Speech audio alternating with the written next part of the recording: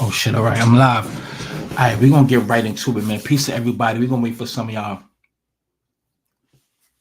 to get up in here. Peace to everybody. Now, I'm sorry. I'm eating some fruit. I'm hungry. Something is not right. So we're gonna get into a few things, but I do need to warn 50 Cent. You better stay away from Tammy. Find a way out legally, contractually, because this lady has been an informant since 03. Really, it's 2009. So for someone or 08 or whatever, but this lady, everybody that's coming in here, I need y'all to do me a favor. Please make sure you share. Please make sure you share this live. Make sure you share this live.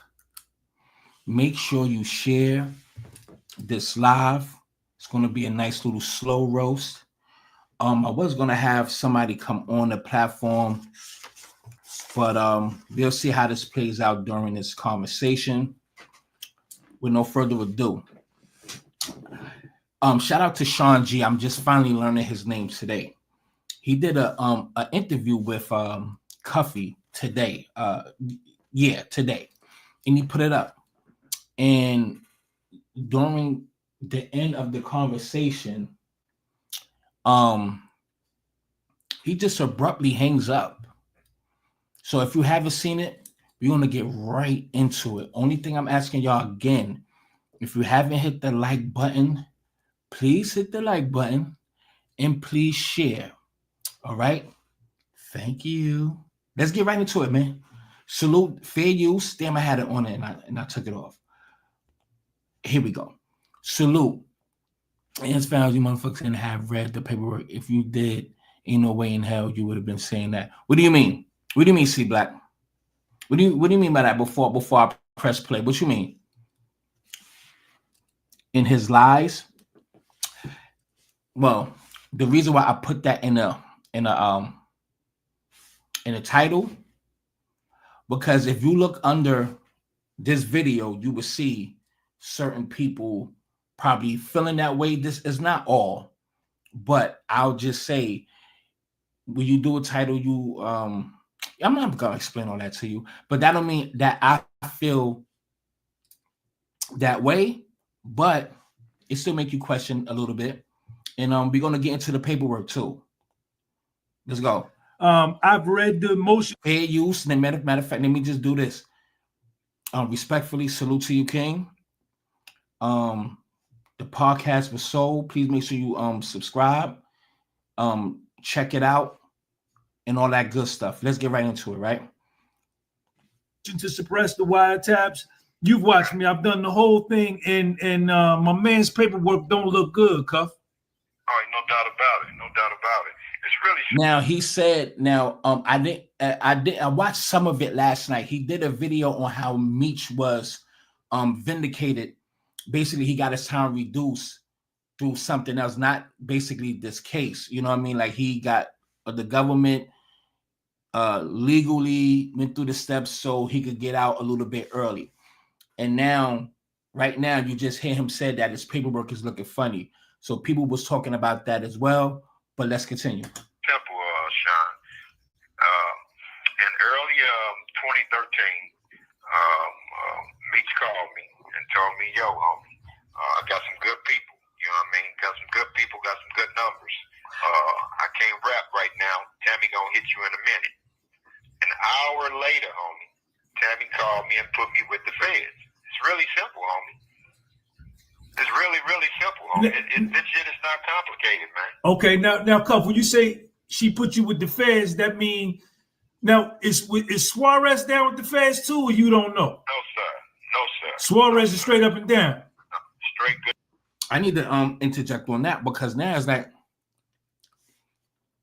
if Fidel Suarez, which he says in this one, or it was another video that I saw, I think it's this one where he says basically is this video. He got off because people was thinking he's a snitch. Me and the person had a conversation about it the other night after my live. And we think like could have Fidel Suarez have been the feds, because I bring up the analogy of the what you call it, the dude that locked up, that got Ricky Ross locked up. He was the plug, the Mexican nigga from Nicaragua or Cuba, whatever the plug was from, set the real Ricky Ross up. He was already an informant. So I'm thinking, that was kind of bouncing over, quite a few people thinking like, yo, so if Fidel Suarez got off this, like, beat the case, like, was he a fed? And how did Cuffy did not beat the case? The same case as well. So, but anyway, let's continue. Good dude. As a matter of fact, he beat the feds in trial. That's how he met Meech in the county jail. Okay, now, Cuff, I want to go ahead, man. Now, when you initially reached out to Tammy, you was just interested in the movie joint. Yeah, actually, Meech put me with Tammy back around 08, 09, and this was strictly dealing with the movie. This call is from a federal prison. My job was to come up with the movie script and find a motion picture house to take the deal. And at that particular time, she had his life rights. So of course, she would have to take the meetings with myself and Louis Burrell, which is MC Hammer's big brother out of Oakland. Okay, which is my man. We go way back. Now, Cuff, Meech reached out to you and hit you about the movie rights, or making the movie, or Tammy approached you about making the movie? I reached out to Meech and told him that, yo, if you can get your movie rights over to your people, man, like your family or somebody, we can get this bread. Are you looking for a new fence or gate for your home or property? Type in your address and drop the red pin. Here's my question. Because they saying that Tammy, knocked Cuffy out the way to get the rights, the life rights to Big Meech. Now, my thing is, did she already have it before Cuffy reached out to Meech and Meech plugged him with Tammy? Or was he the first one who thought about it and Tammy didn't? And when Meech told her, like, yo, speak to my boy Cuffy about my life rights so we could do some movies, did a light bulb go off in her head like, oh shit, wow, let me try to get it now? Because he was doing all of his, Tammy was doing a lot of work for Meech. So I'm thinking, like, was it legal business? I don't know, or was it she was the middleman, like setting up plugs and shit like that, meaning, setting up businesses or whatever, business deals or whatever the case may be. Did she already have the rights before Cuffy called? So that's a kind of important piece as well, because at the end of the day, she knocked him off his square and now she got the rights. So I don't know. You feel me? Right. I don't know who's running. But instead of him turning over his life rights to his moms or his sister, Danielle, or one of them, for some reason, he turned it over to this Tammy Cowins broad. Now, Cuff, how far you go back with Tammy? About 08, 09. We've been taking meetings, and that's part of the record also. So we have our emails back and forth. That's part of the record of this case. Because, like, our argument was that I wasn't in no drug deal with Tammy. We were working on a legitimate business deal. So you don't run into Tammy until 08, 09. Now, did you know Tammy going back to 90? When did Meech ran into it in 02, 03? But you didn't meet her back that early? No, sir. No, I don't. To be honest with you, Sean, I don't know when they originally hooked up. He told me he had this girl that was doing a lot of his running and things of that nature. She was very business, and that was around 08, 09. So I didn't have any reason to know her or know nothing about her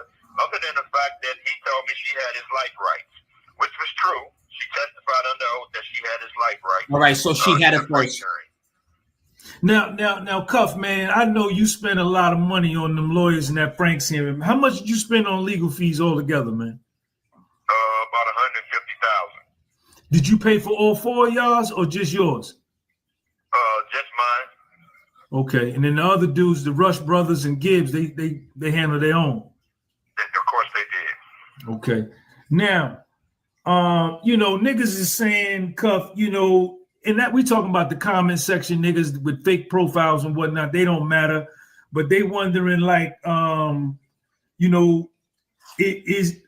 you a rat? Or did you cooperate in any kind of way? Can you clean that up for us, man? Well, the documents speak for themselves. I find that's funny, homie. I mean, you can check my record, homie. Just tell them check my record, homie. Yeah, well, I didn't.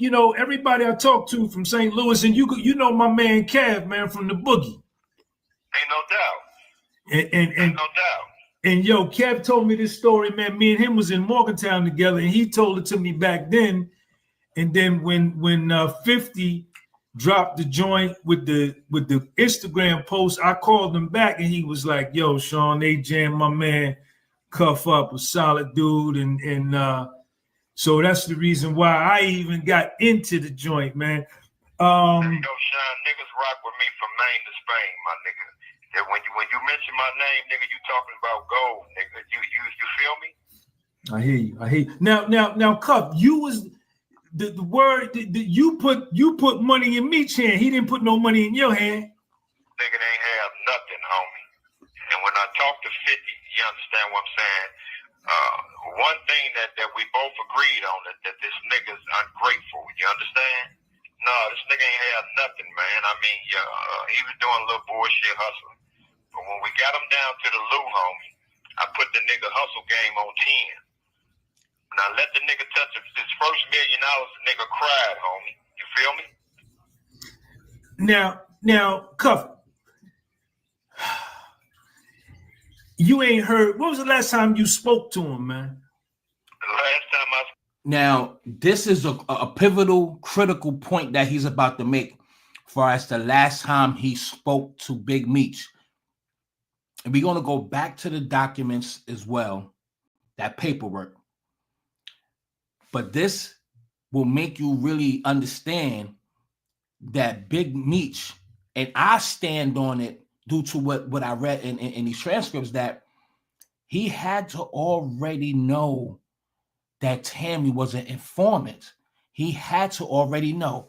But this point right here makes you understand, like, damn, that was some slime bullshit. But here's where it gets a little bit critical on the last time he seen or spoke to Meech. Spoke to this brother, man, and we go back 30 plus years, just to communicate that to your audience. 30 plus years, homie. The last time I talked to this nigga, homie, was when he put me with them people. You understand? When he told me Tammy gonna be calling me early 2013, homie. Ever wondered what your home looks like from space? Enter your address and get a 360-degree satellite view of your home right now. We could go to Google fucking Earth, stupid. Next.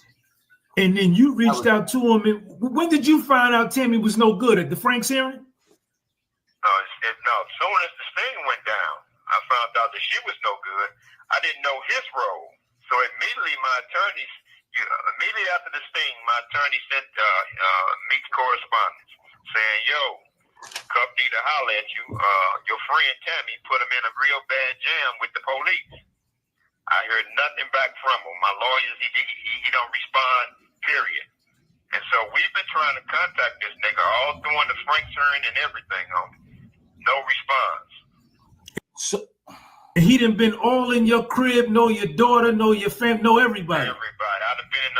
So did you hear that? So let's look at that. If the dude, his lawyers, first of all, Meech is the one that set up the business deal or the the exchangement, the drug deal, whatever.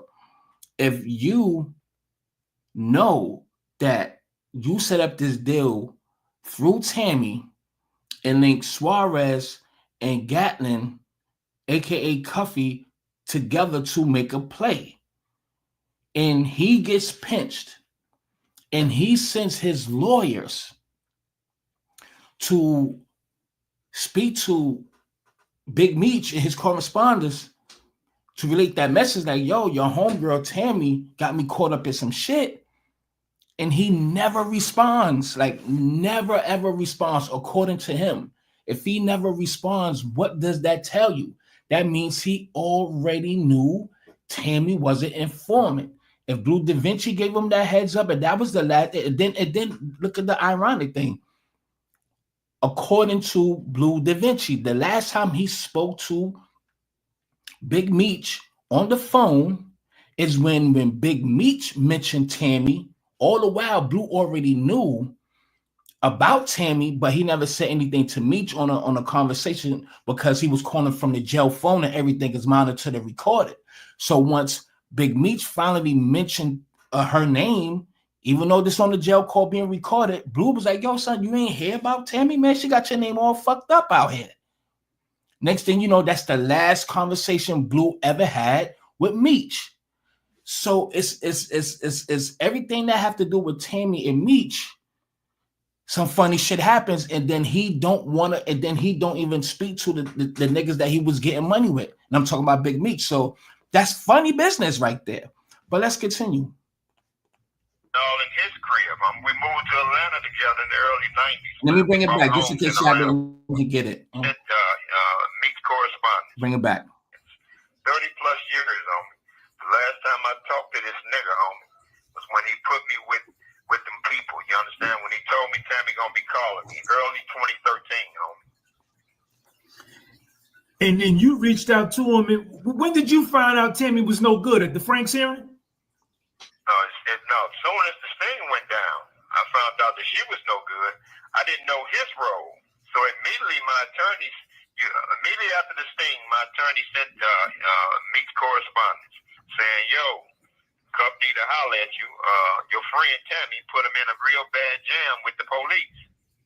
I heard nothing back from him. My lawyers, he don't respond, period. And so we've been trying to contact this nigga all during the Franks hearing and everything, homie. No response. And he done been all in your crib, know your daughter, know your family, know everybody. Everybody. I'd have been all in his crib. We moved to Atlanta together in the early 90s, man. We bought homes in Atlanta. We moved our families to Atlanta, homie, in the early 90s. I ate at this nigga's mom's table. He ate at my mom's table. Feel me? Wow. So now as far as the case with Tammy and her cooperate, did that case fall apart and did you get sentenced with that, or you down on the gun joints? The case never fell apart. It never fell apart. The case was in trouble. So what the government did was supersede me. If you look through the documents, you'll see the word superseding indictment. That just means to add on. So they indicted me on 2 homicides. So the only way that the government would even have jurisdiction is if the drugs charge was still there. It's called the predicate. So the predicate is what triggers the 924. What's the 924, Cuff? It's a gun charge. Okay. 924C, 924J, that's what I have. Okay. Based on the drug trafficking, based on the Meech and Tammy drug conspiracy. Okay. Now what about the homicide joints? So they dropped the homicide joint in exchange for me taking 2 gun charges. Now, I looked something up far as the gun charges is concerned. So the question people is asking, how can you get 2 murder charges dismissed and in exchange for you to take the rap for 2 gun charges? Now, when I looked, give me a second. Which one is it? Hold on, is it right here? Give me a second, y'all. Give me a goddamn second, because I know our nerves are bad. And give me a second. Shit. Let me share this screen real quick.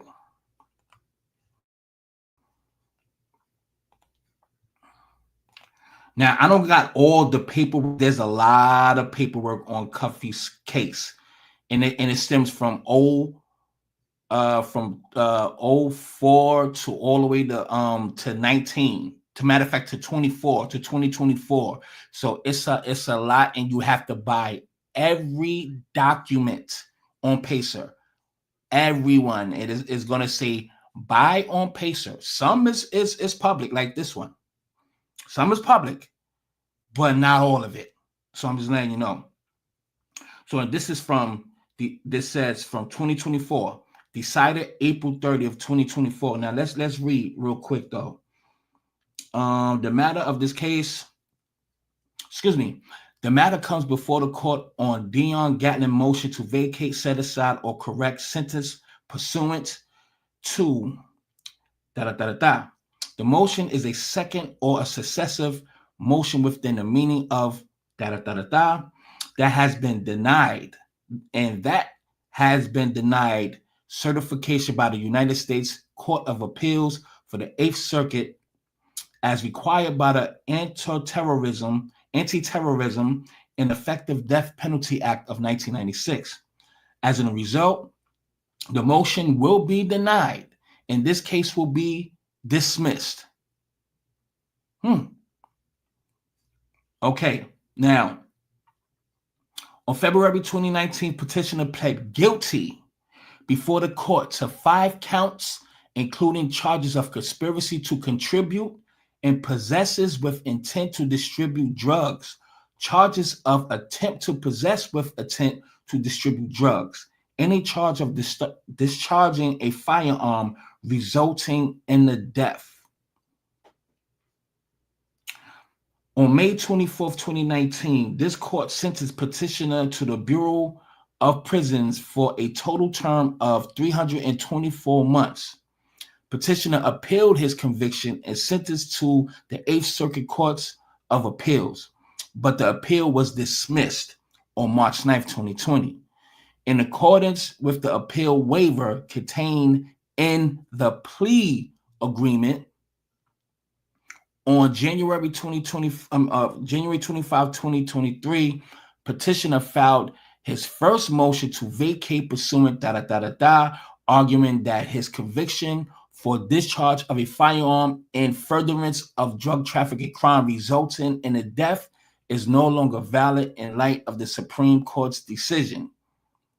United States versus Taylor, Gatlin versus United States. The court granted the government's motion to dismiss and deny petitioner's motion, finding that the petitioner's argument for relief was barred by the waiver in this plea agreement that precludes collateral attacks for anything other than the ineffective assistance of counsel or prosecutorial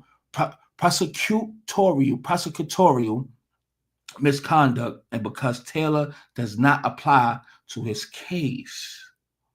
So on November 2023, an attorney for the petitioner filed an application for authorization to file a second or successive motion to vacate, set aside, or correct sentence pursuant to which the 8th Circuit Courts of Appeals. In that application, petitioner argued that the Supreme Court recent decision in Laura versus United States applied to the petitioner's conviction and as such requested permission to file a second successful Hold on. So in all reality, he took a plea deal, right?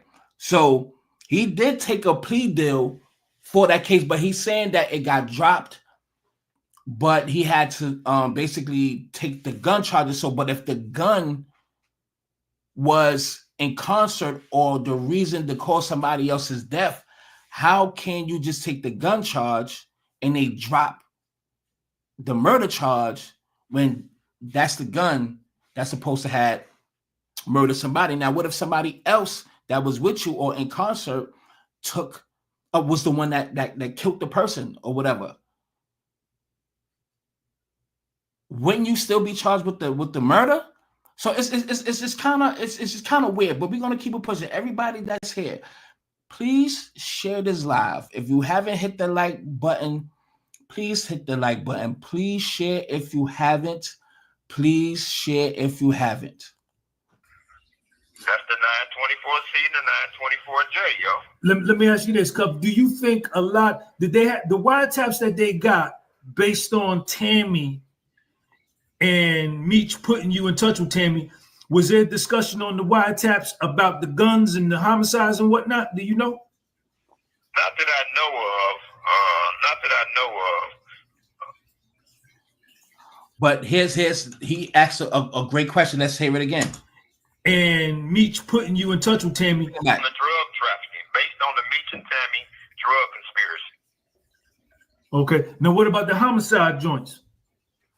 So they dropped the homicide joint in exchange for me taking 2 gun charges.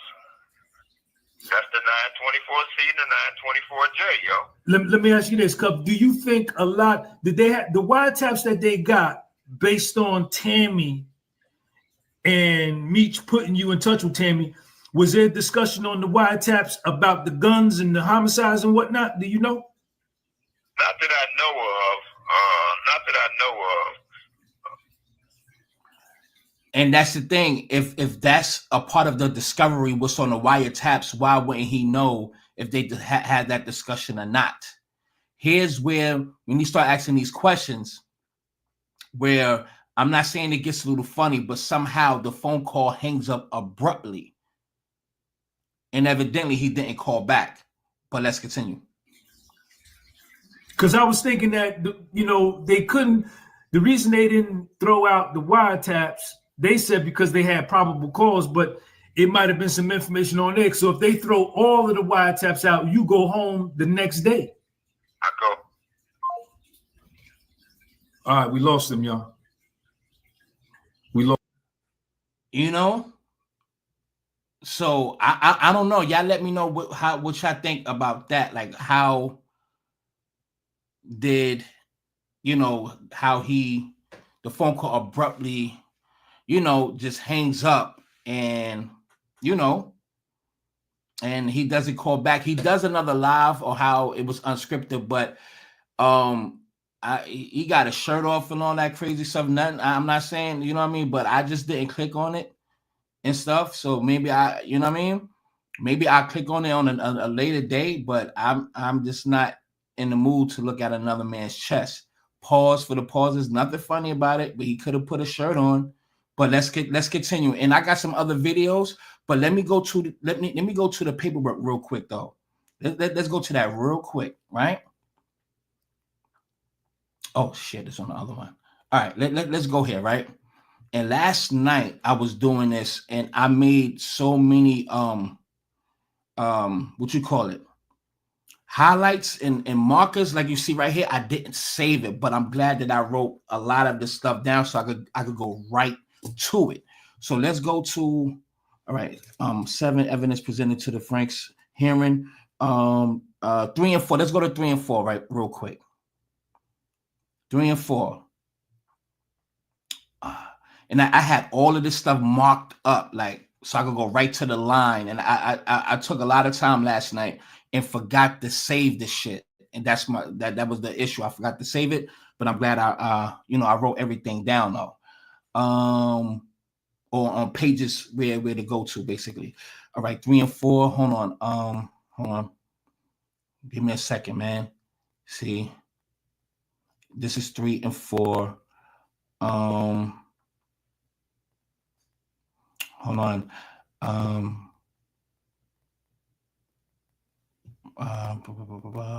Yeah, flurry. Because everything is down here as well. All right, let me guess. Damn, I want to put everything in context. Let me just start from right here. I start from right here and go all the way down. I start from right there. All right, DEA St. Louis investigators took to corroborate, goddamn, right? Information provided by Tammy. As to Tammy reliability, the affidavit attested that Tammy was cooperating with the DEA for monetary gain, had been shown to provide reliable information to DEA regarding a multitude of felonious activity, and had provided information that resulted in the arrest of at least one individual in the seizure of drugs and U.S. currency at Note 3. As for corroboration by DEA St. Louis, the affidavit asserted that DEA Louis investigators corroborate information from CS1, basically Tammy, by using da-da-da-da-da. Let's scroll down. All right, the third affidavit asserted that facts related to a suspected drug distribution conspiracy between Demetrius Flannery, Cuffy, Dion, Gatlin, and Fidel Suarez. More specifically, the affidavit asserted that Demetrius was the purported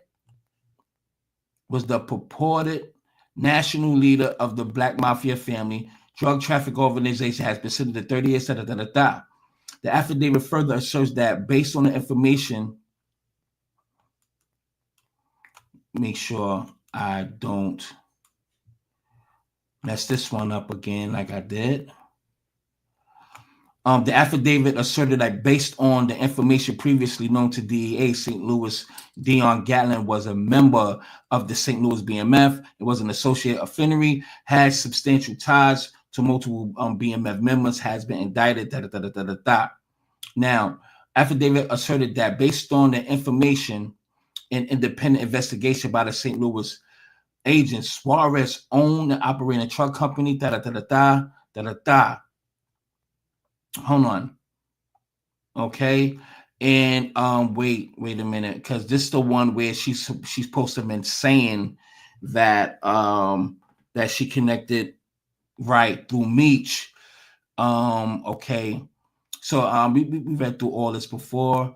Seizures of the truck seized by Suarez company. Finally, the affidavit attested that based on the information I provided. Okay. CI provided to DEA Atlanta agents. When they say DEA Atlanta agents, they talking about Keith Cromer anyway. So there's no agents plural. There's only one person, and that's Keith Cromer. Oh yeah, and let me say this too. So the man Jack Harvey, the person who literally testified in this case too, but he's the one that brought down the BMF, right? He's the one that brought down the BMF, and after he brought them down, he retired. But somehow he was the controlling officer for this girl, for Tammy.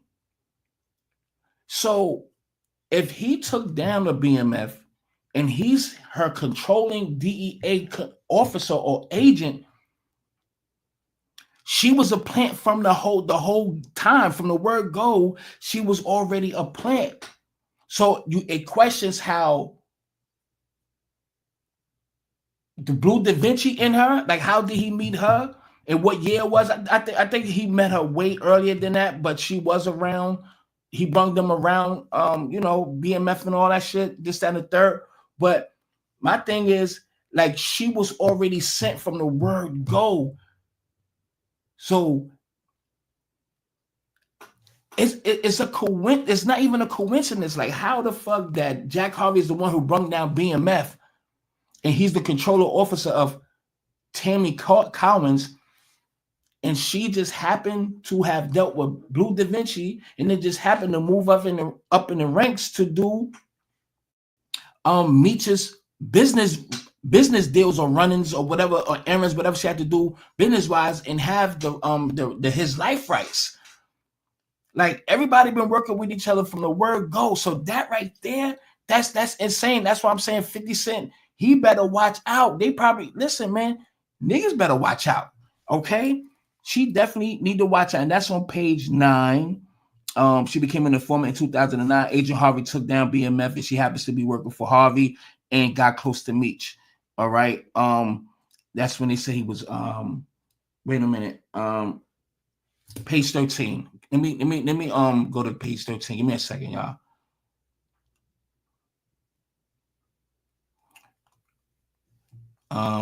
Okay. This is 13. Yeah.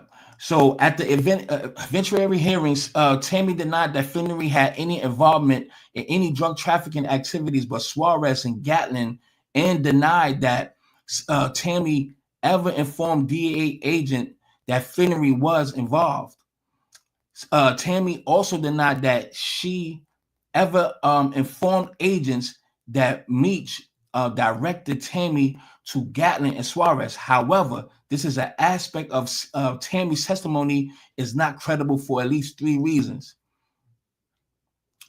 First, Tammy's testimony conflicts with the testimony of TFO Lane, the DEA of St. Louis, who interviewed Tammy about the events of August 5th.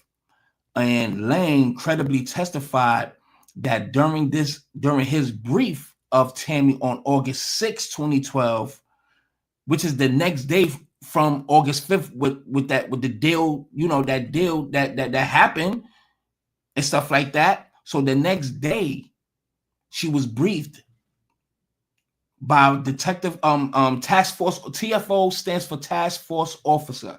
So TFO, instead of saying all that shit, I just say like Lane, but that TFO means Task Force Officer. So on the 6th, Tammy told Lane that Tammy had facilitated the introduction of Gatlin and Suarez at Flannery's request. So, like, everything that she has done, everything that she has said has been real sketchy. You understand what I'm saying? So it's almost like, I to be honest, she done this for the simple fact she didn't want her name to get out there and she wanted to dismantle the case. But still, by her doing that, it was still probable cause due to what she already told the officers, what she already told Chroma, and what she already told the Detective Lang and Davison and the rest of them. You know what I mean? So what, even though she's trying to mess up the case by lying and kind of perjuring herself, she already gave them corroborated evidence that matches for what she says. So now when she's trying to change the story, it doesn't add up. So now they know she's lying. You understand what I'm saying?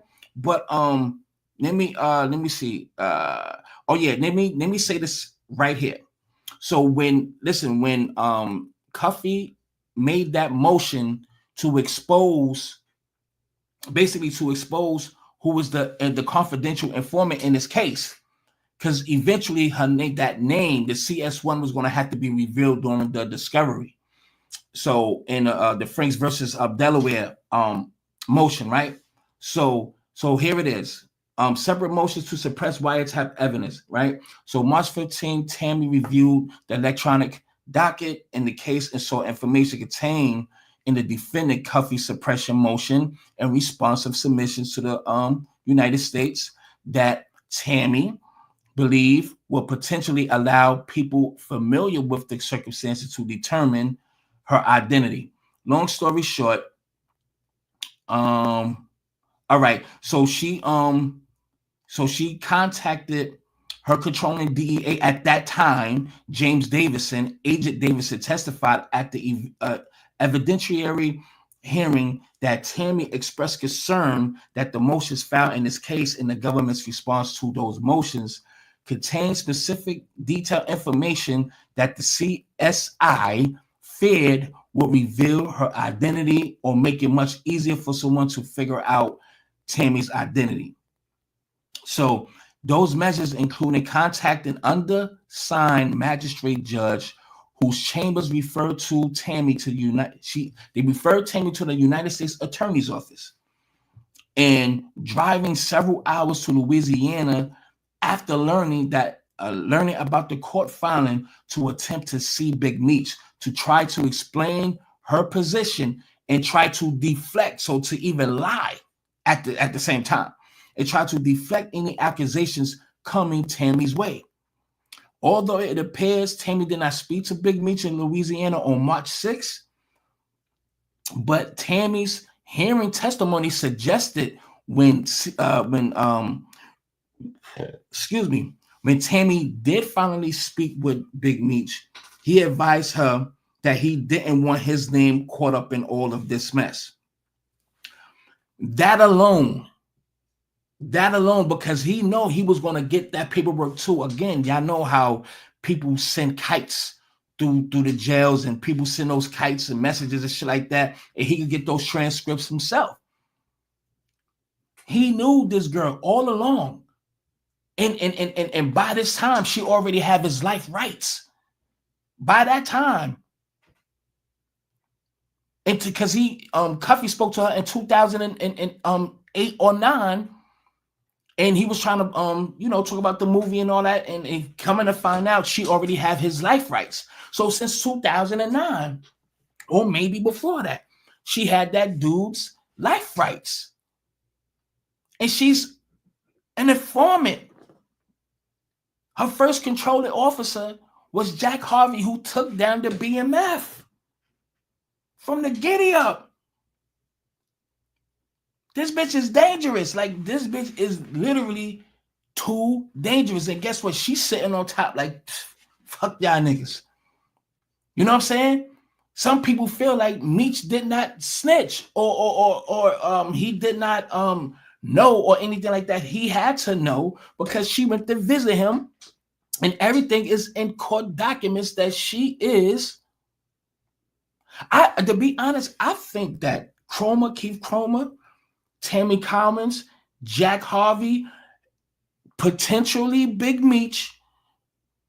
Let me take out Big Meech, but everybody else I just named planned this, and I think that Meech wound up finding out, and maybe that it's too late because he's already in bed with her. She's already doing business. She's already running, setting up drug deals. You can imagine if Meech set up, if he set the plug, if he set the business deal between Suarez and Gatlin, you can imagine who else that she was the middleman and made things happen, because he was, from what is being said, that he was selling drugs while he was behind the wall. So how many other business deals that Tammy set up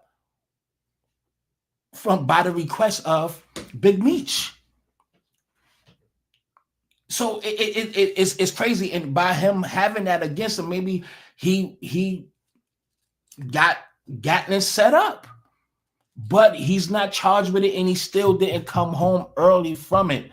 And the only reason why that happened is due to her relationship with Cromer. You know what I mean? But we're gonna keep going. And I'm gonna play another video. We're gonna come back because I have more stuff that I definitely want to read. I have a lot of bullet points here. And let me see if I could do one more real quick. Cromer was jealous of me, so that's how she tried to mess up the story, because her identity was going to get revealed, and she tried to say that let me see where I'm at. 15. Matter of fact, I'm right on it. Where does it say that? Let me see. And last night I had everything literally underlined, and I forgot to save it. So now I have to like skim through it so I could find exactly where it's at. And oh yeah, right here. The sworn affidavit suggests instead that let me bring it back a little bit. Tammy also threatened to circulate the unsworn affidavit to all the parties, including the undersigned magistrate judge. Tammy unsworn affidavit specifically takes issue with statements in the wiretap affidavit suggested that Flannery hooked up the deal between Gatlin and Suarez. Now that deal, that sworn affidavit that she did not had sealed and went to court for, that unsworn affidavit was to show that Big Meech was a part of it, or he was the plug. But since they didn't put it out there, his name wasn't mentioned in the sworn affidavit. If I'm saying, if I'm staying correct, and I think I stand correct on that, because it says Tammy also threatened to circulate the unsworn. That means it has not been sworn in yet. She didn't take the stand on it. It's not stamped. It's not put out there. It's not legally. You can pull up the document.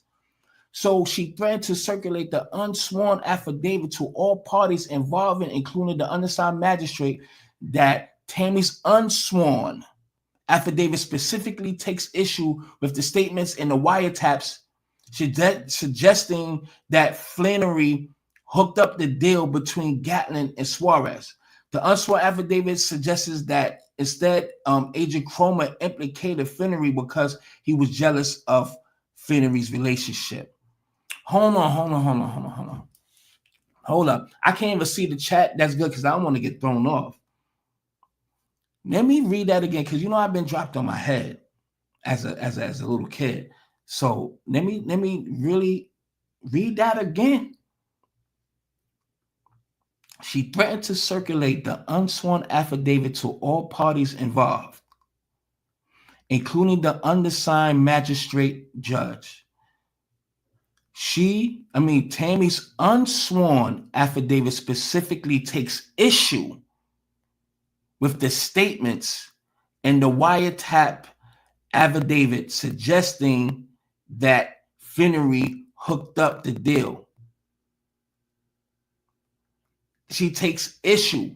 So if she takes issue from the affidavit that Big Meech did hooked up the deal, but she doesn't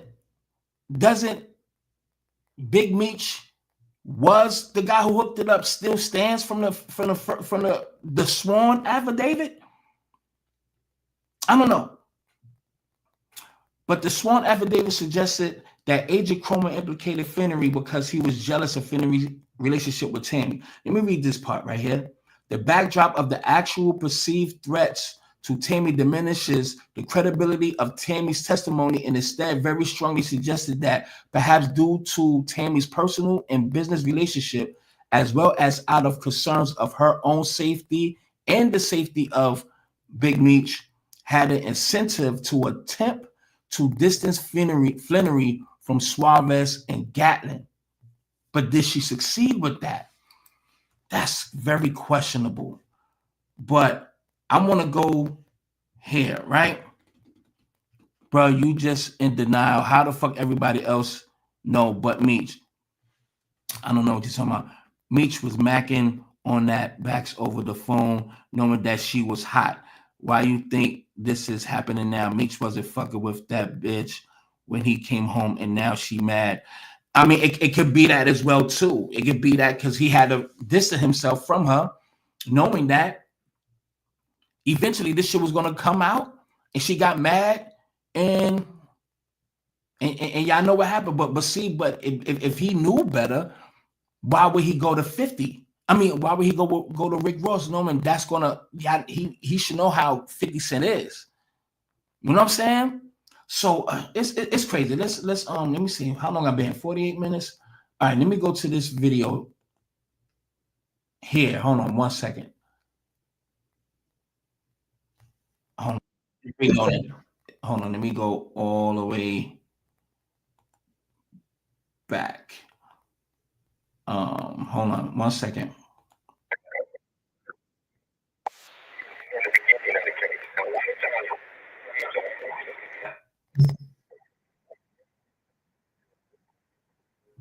All right, and you know what? I'm gonna play one more Cuffy one, and then I'm gonna go to the Blue Da Vinci. I was gonna go to Al Prophet as well.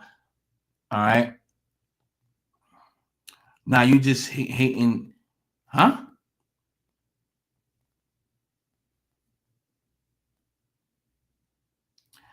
Why I gotta be hating? I'm just going by what's being said in the transcripts, Louis Jen. So, and I'm not even going to take that personal. But why would you say something? Why I'm hating? How would I be hating by just giving my opinion? That's not hating, you fucking retard. Okay. Oh, I'm sorry. I'm sorry. My bad, Louis Jen. I take that back. I totally apologize, brother. But let's read this, goddammit. Right. Okay, so it's 3 of them: safety valve, 5K1, and Rule 35. Okay. The cooperation. Of course, Rule 35 is also cooperation. The reason why there's a difference is because 5K1, that's when a person starts working or cooperating at the beginning of their case. From the moment they get in the police car, I got something to tell you. I got something to tell you. So Rule 35 is the applications that's filed after guys sit up in the joint and or just don't cooperate in the beginning of the case. And a lot of times Rule 35s are always applied after your sentence. You know what I mean? Okay. So you have a lot of niggas that go through trial, losing trial, now they want to talk because they thought they was going to win in trial. So then the government has to present the court for what's called a Rule 35. And that's where your third party cooperation come in. Safety valve. Congress created a safety valve particularly for people who were caught up in the middle of big conspiracy that played minor roles or no role. Okay. So there's two safety valves. You have a safety valve where you go in and tell it all, or you have a safety valve where you were just caught up in someone else's mess. Okay. So those are the distinctions. Okay. And so far, what are you feeling about how your situation is going and what you were pulled into as far as, you know, like Meech getting out right now? Mm-hmm. And he could have done a lot of things that could have prevented you from not even being involved in this case. Meech could have showed up and killed the government's whole case. But Meech couldn't do that. The reason why Meech couldn't do that because there's a such thing as a 5-year penalty for lying to a federal agent. So at some point, Meech and Tammy Cowins were debriefed. And when you're debriefed, you're talking to a federal agent. And the reason why they have that penalty involved, just so you can't walk back your statements or walk back your cooperation once you started cooperating. You understand? Yeah.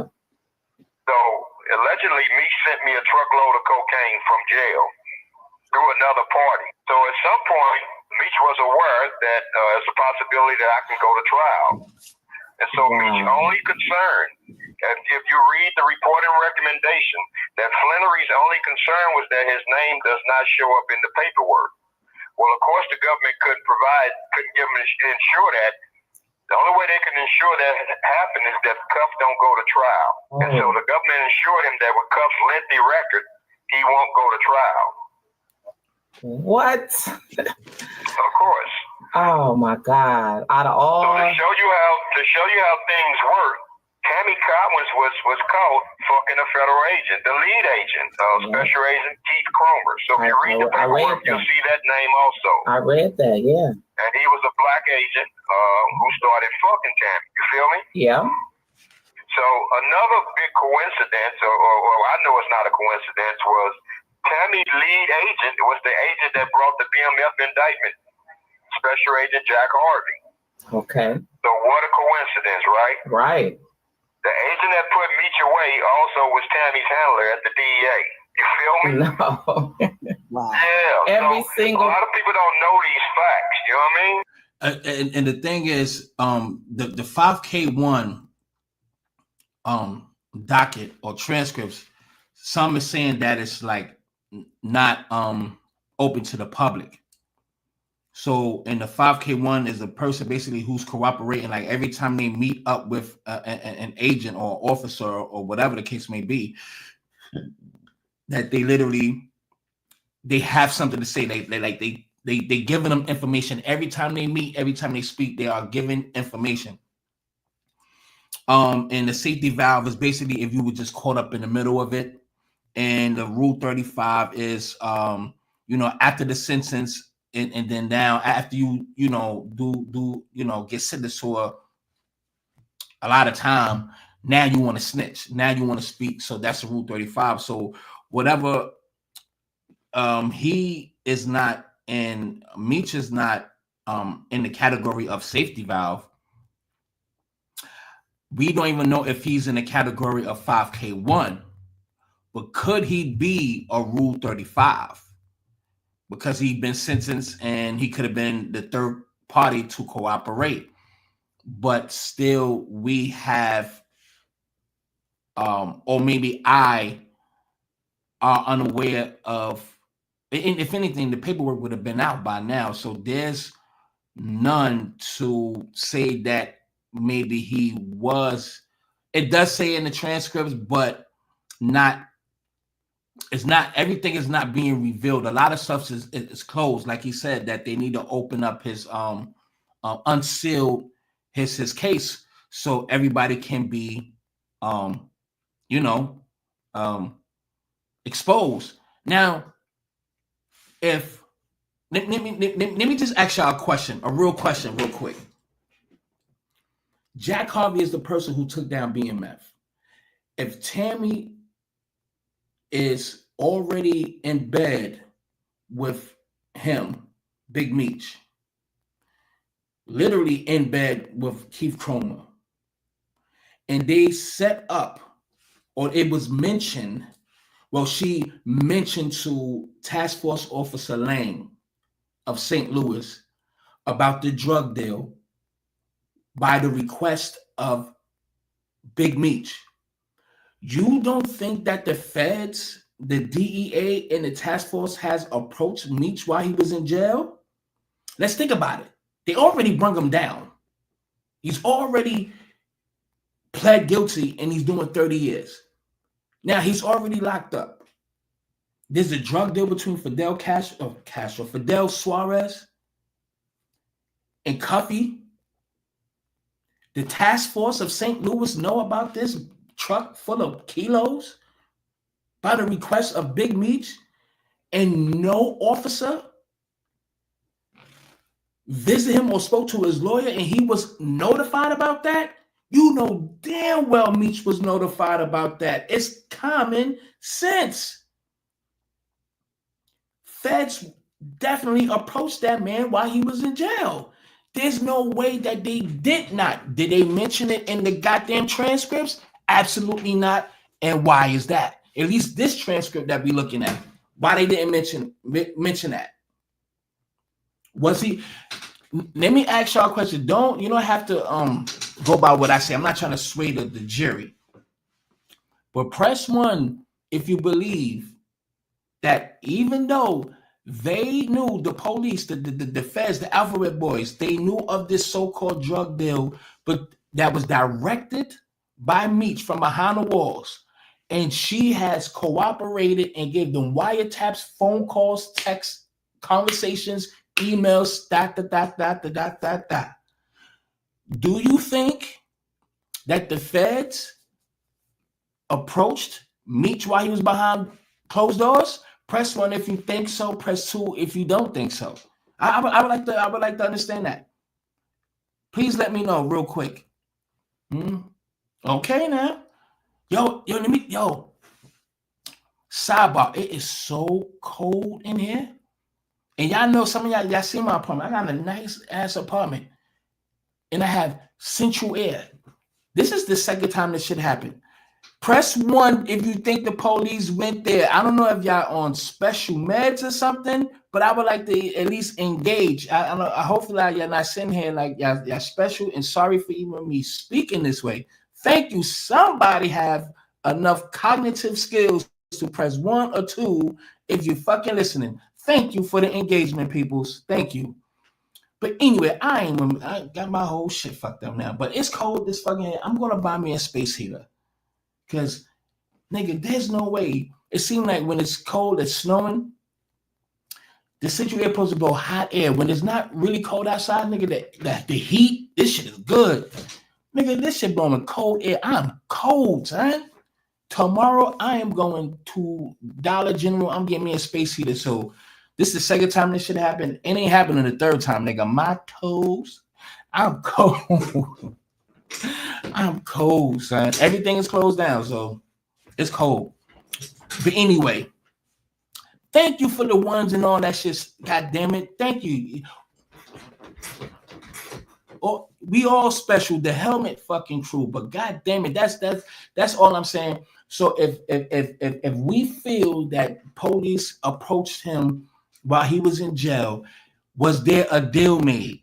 Because when she went to see him, because she was scared that people was going to find out who she is, she went to attempt to deflect that she had any involvement or what the accusations about her isn't true, knowing that her name was going to get revealed anyway.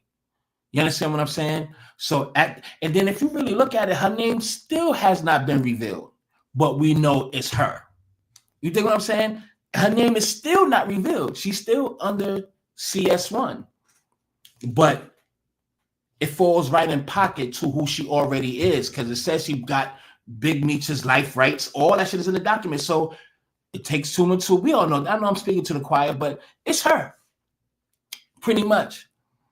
But he said, "Don't put my name in it." That's it. Listen, just don't have my name in this shit. Did he? I don't know. He had to do. He had to speak to them boys. I don't know, but his record, it just don't show that he did snitch. Just put it. I don't know, but it's just so much in it that make you question it. He's not even saying anything either. Anyway, let me play this one with Blue Da Vinci. Let me play this one real quick. Hell no. 2, where's the third party cooperation? Yeah, you're right. I mean, at the end of the day, there's a shit is sealed. So a lot of stuff is not going to be revealed. You know what I'm saying?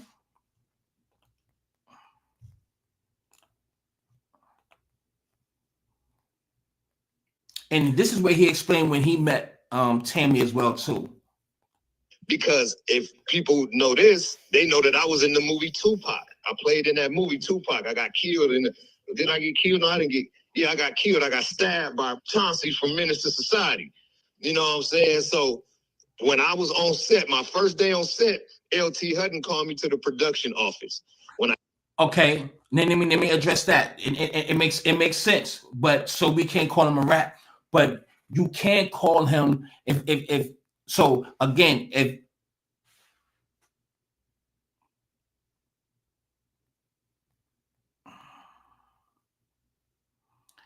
if he's saying that he don't want his name in it,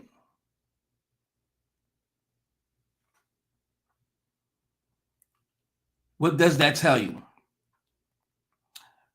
I mean, I guess he moved a little smart, but he probably made a deal behind closed doors that there's a lot of things that can be sealed from the public, that can be put under wraps in the public.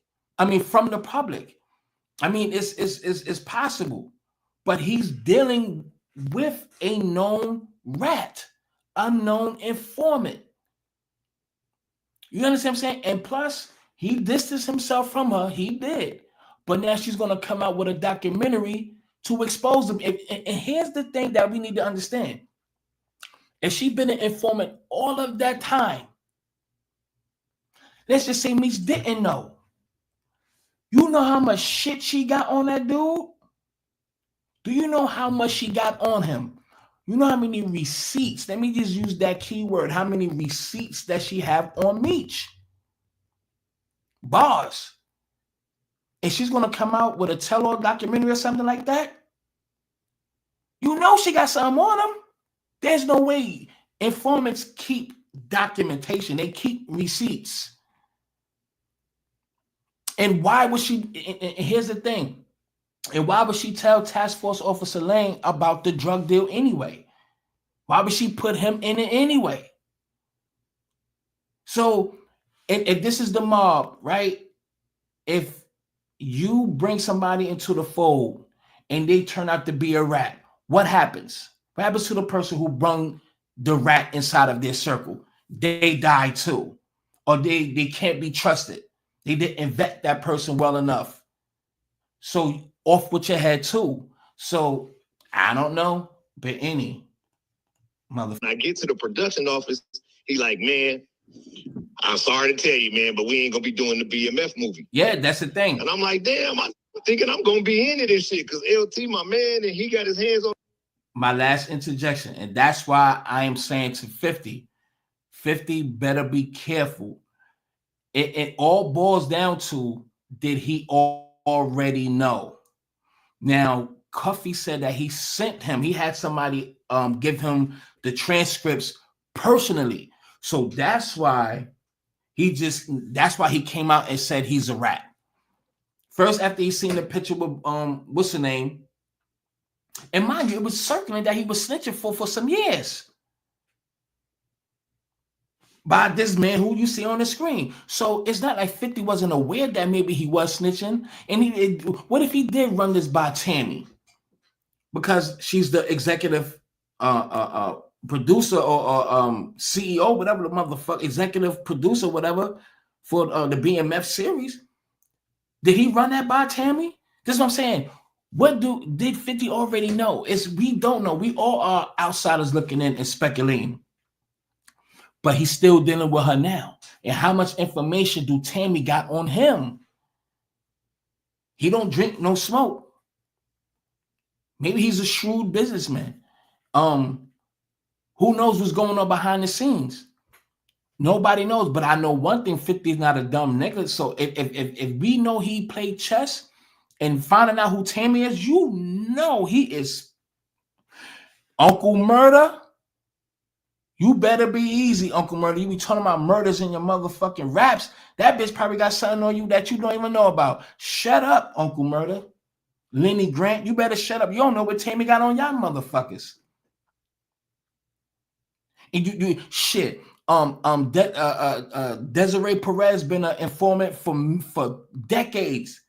Jay-Z put her ass, made sure that her and OG1, who was her boyfriend, her husband, be up there on the top of the echelon of being a CEO.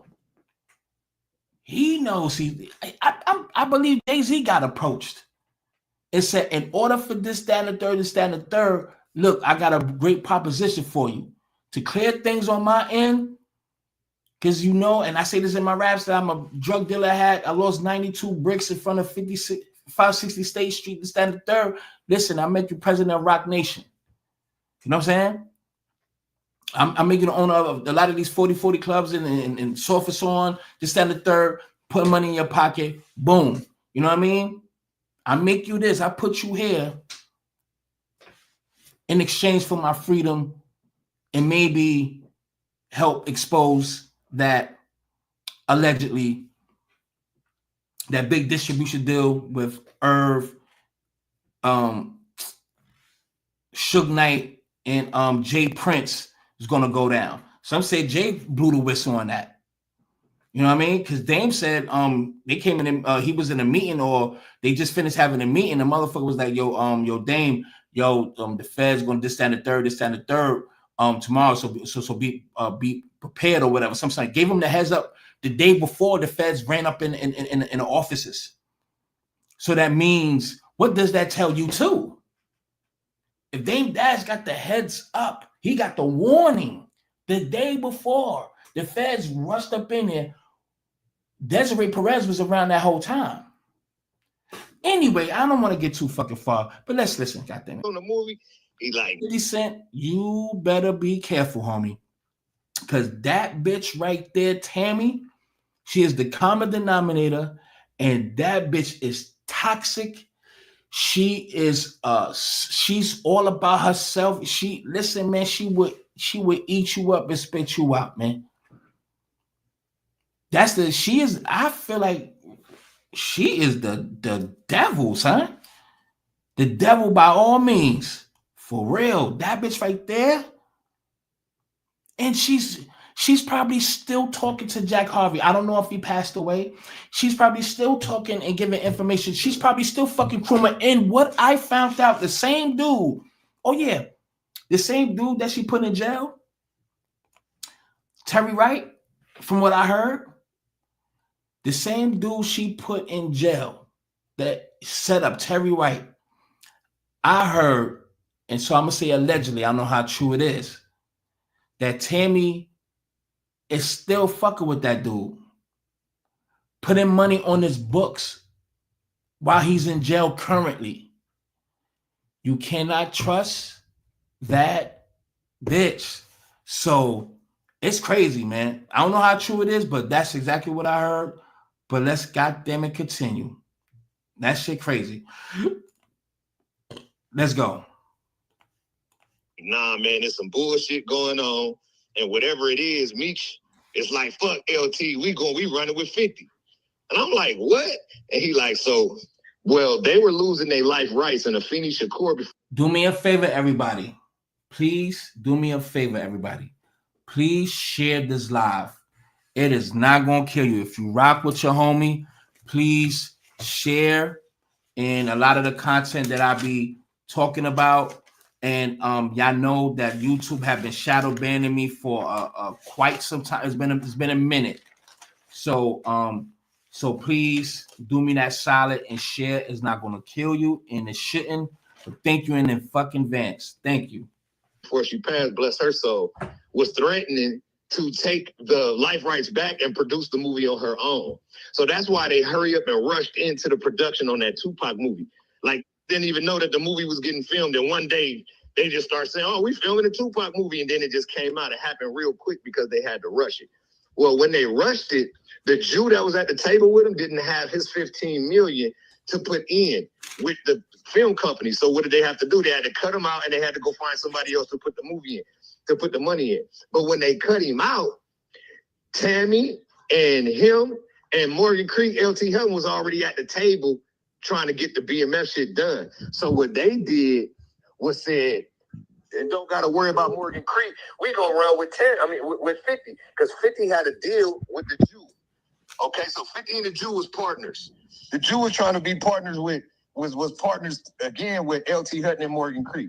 Once LT Hutton and Morgan Creek cut the Jew out of Tupac, the Jew and Tammy figured they're gonna just take the shit to 50. How could they take it to 50 without it being illegal? Okay, because they had already sold the life right.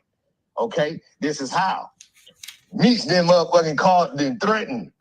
Oh, if LT got a problem, tell him get at me. He did one of them moves. So LT was like, bro, I ain't even with none of that shit. It's 1,000 gangsters I could do movies on, bro. I'm just leaving that shit alone. I was just telling you we ain't doing the movie no more. So now you got Tammy, the Jew, and 50, and they got their hands on the movie. But when it started going official, I was with Birdman. I think it was like 2017 or 2018. Because it was after me and Meech stopped talking, and I was with Birdman every day. I'm in Beverly Hills with Birdman, and I seen the shit come on, went viral, that 50 Cent had the movie, and I did a post. And people could look this post up. I was like, it don't matter who do the movie, it's only one way to tell the story, blah, blah, blah. Thought I was coming at 50. I wasn't. I was just making a point. You know what I'm saying? So that was like 2018. Now, this is where the shit get crazy at. We know from paperwork, 2010, the investigation with Meech started, right? Right. 2009, Tammy Cowins became a government informant, right? Right. Because the paperwork says when Tammy Cowins, CS1 became a government informant, she was and had been a longtime friend of Demetrius Flannery. Okay, right. So they was already cool and they had already been friends for a long time, is what the paperwork is saying.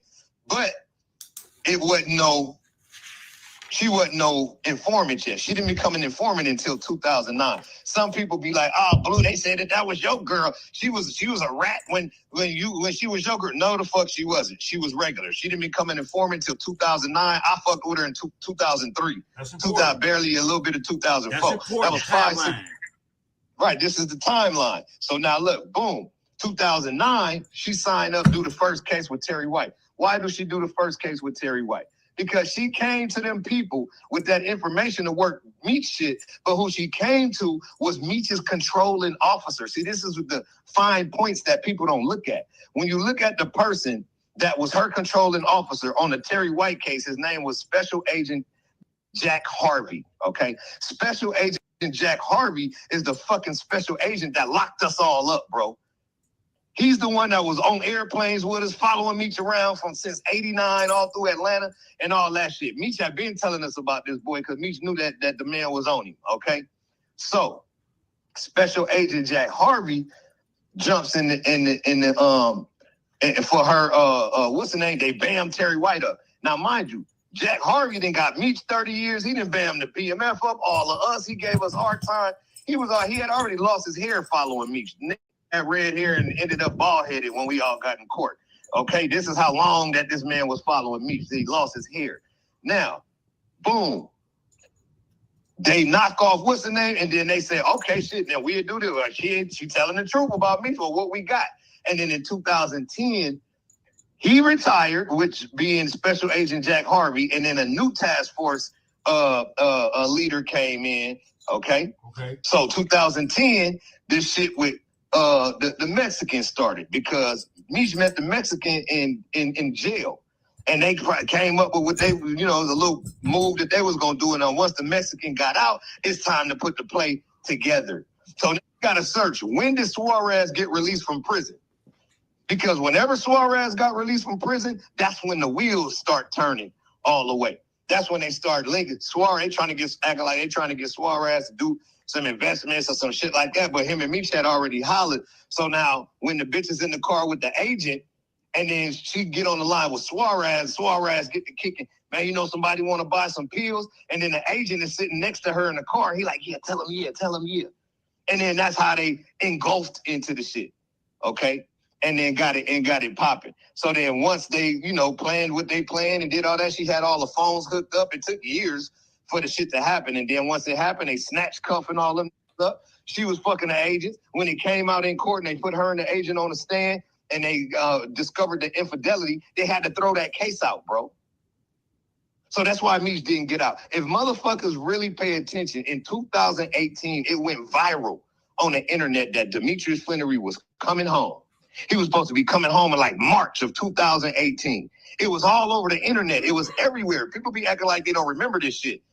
But it already went viral that Meech was supposed to go. They remember. That's why this conversation is so important. This is not a traditional Blue Da Vinci interview on this shit. Nah. This is a timeline fact-finding situation because there are not many people who know all these components because Tammy was your girl once upon a time. Not only was Tammy my chick, because that has no bearing over it because she wasn't my chick when all this shit happened. Right. But not only that, bro, I was one of the closest to Meech, bro. I lived with him. You couldn't say damn near nothing about me to that. He'll get on your head. That's my man. You know what I'm saying? So I know all the shit that I know the shit that his brother don't know. I know the shit that people don't know because I was there with him. And my friends, they know what I know because we was all there together. My friends just don't be on the internet talking. They was already working with them people, so they couldn't have me involved with nothing. What if I found out and caught the paperwork like I end up getting? And then I chose to go against Meech and expose him in the middle while we doing business together. Who's better than the person you with every day doing business? I mean, fucking with every day doing business to expose you. So what he had to do, bro, was cut everybody off. That's why no BMF members was involved with that TV show. On set, off set, all them people that was coming to that BMF premiere party and shit. 98% of them people, bro, was not actual fam that was with us out there. There's people that's connected to us, friends and family of actual members and shit like that, or homies that we know from the street that's not being affected by the sides that you got to choose was going to that shit. But when you look at like Blue Da Vinci, Bull, motherfucking Big Cuz, or Ill was locked up, Baby Blue was dead, Tito, D-Shot, none of these people was there. And these is all of Meech's crew. So none of Meech's crew was there. It was his mom, his family, his son, a bunch of that we didn't put on that's not actually BMF was around that shit and doing that. You dig what I'm saying? Let me ask you a question. Why do people hate on Blue Da Vinci? I don't know. And I'm not no fucking spokesperson for him, but I'm trying to figure out because people saying that he's doing a whole lot of talking, but somebody was saying that he was a snitch. Right. And then he responded by saying that Big Meech is a snitch. And then he started providing paperwork and people still was looking at him like he's a snitch or some shit like that. I don't know. But why do people feel some kind of way about him? We know that his rap career definitely did not take off. He was okay. I remember back in the days. Shit, I was around that time, not around them, but I was, you know what I mean? I was in the know. And his he was okay. He was a decent rapper. He wasn't that fire, but he was decent. But he ain't take off. He ain't take off at all. But a lot of people is hating on him. I don't know why. Okay. So my next question to you is this. This is most important. What year Because he's Mr. You Safety Valve. have a conversation, as you Wow. previously reported and told it in other interviews.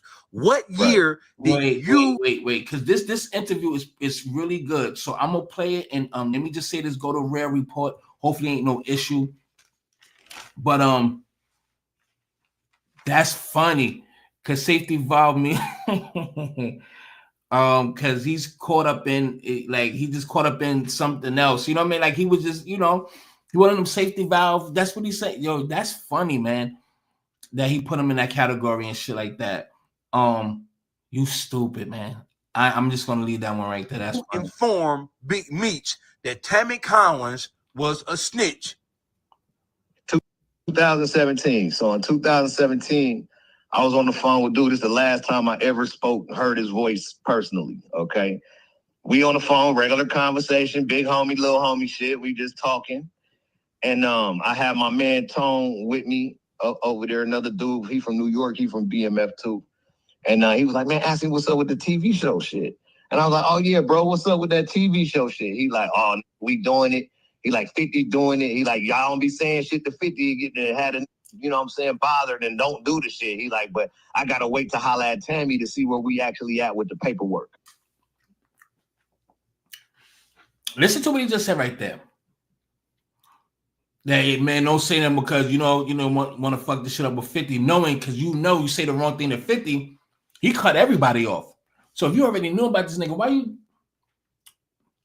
why you doing business with Rick Ross and having him promote your Welcome Home concert? But then if you look at, I think I'm Big Meech, Larry Hoover. Remember everybody had an issue with that? From what I heard that I think both of them, Larry Hoover and Meech got hit off. I think he was fucking with him back then. But by then, he still had beef with 50. Rick Ross and 50 was not seen eye to eye. And so why you come home and mess with 50? And they saying that he's ungrateful because of pretty much how the money was broken down, and he felt like he got gypped out of the money, but not understanding that he went to people that he had to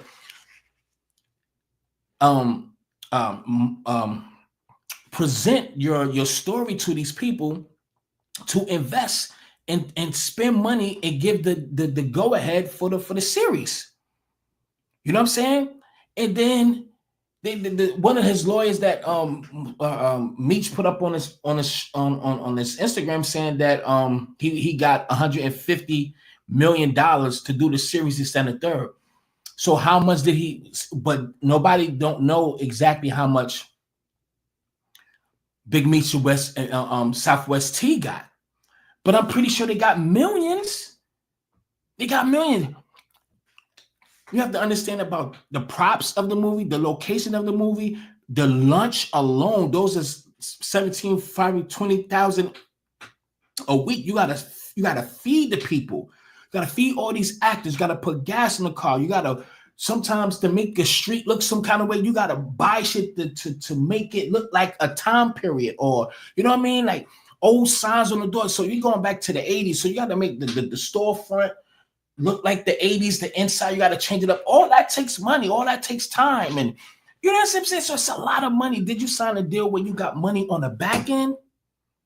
Or some kind of residual checks or whatever? Or you just got paid flat out for the series and that's it? But you know what I'm saying? So it's all about the contract that you signed, and he should have had Tammy looking over it, or if anything, Tammy is the one that fucked him on if it's contractual, if it's money wise. If you getting millions and you don't have anything, why you locked behind bars?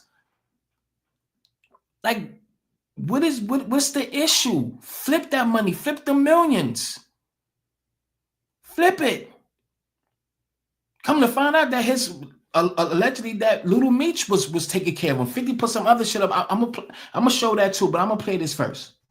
And when he's mentioned her name, see, I had been talking to him and I had the paperwork, but he was on a jail phone for a long time, so I wasn't mentioning nothing. You feel me? He didn't have no private phone, so hey, he was on the regular little homie shit. We just talking, and I had my man Tone with me over there, another dude, he from New York, he from BMF too. And he was like, man, ask him what's up with the TV show shit. And I was like, oh yeah, bro, what's up with that TV show shit? He like, oh, we doing it. He like 50 doing it. He like, y'all don't be saying shit to 50, you get to have a, you know what I'm saying, bothered and don't do the shit. He like, but I gotta wait to holler at Tammy to see where we actually at with the paperwork. And when he's mentioned her name, see, I had been talking to him and I had the paperwork, but he was on a jail phone for a long time, so I wasn't mentioning nothing. You feel me? He didn't have no private phone, so he was on the regular jail phone that's being recorded, so I wouldn't bring none of the shit up. But when he mentioned her name, I automatically just was like, bro, you ain't heard what's going on with her, but she got your name fucked up in all this paperwork. And he was like, man, I heard some shit, but whatever it is, it ain't got shit to do with me. Stop right there. Stop right there. Right there. Right there. Right. So when you asked him what's up with the movie / series, whatever when it become, he told you, yeah, we doing it, 50 doing it. Y'all don't be sweating him. Don't be trying to press the thing, going to do his thing, because you know he temperamental, basically, and he might not. Yeah, don't scare him off from fucking with it. Like, right, I got the shit, so and let it happen. And then he said, yeah, on Tammy, but means Tammy is spearheading this shit for him. So did you know at that point in time in 2017, did you know that Tammy had LLC the BMF? Yeah, I've known that since 2000. I've known that since 2014. Okay. That she owned the company, that she worked for him, that she owned the life rights, that she was shopping the deal. Remember, I'm in the streets. I'm seeing everybody and talking to everybody. So, yes, I knew everything, bro. Okay, so when I was talking to him, I knew he had worked. I knew everything already. I just was, me. So now that make me question something. Now, if you already knew and she been an informant, so when the question should be, when did you know she was an informant? Because you already knew that she had his life rights. And what did he say? 2013 or something. So it's like, how the fuck, how you know all this though? You know what I'm saying?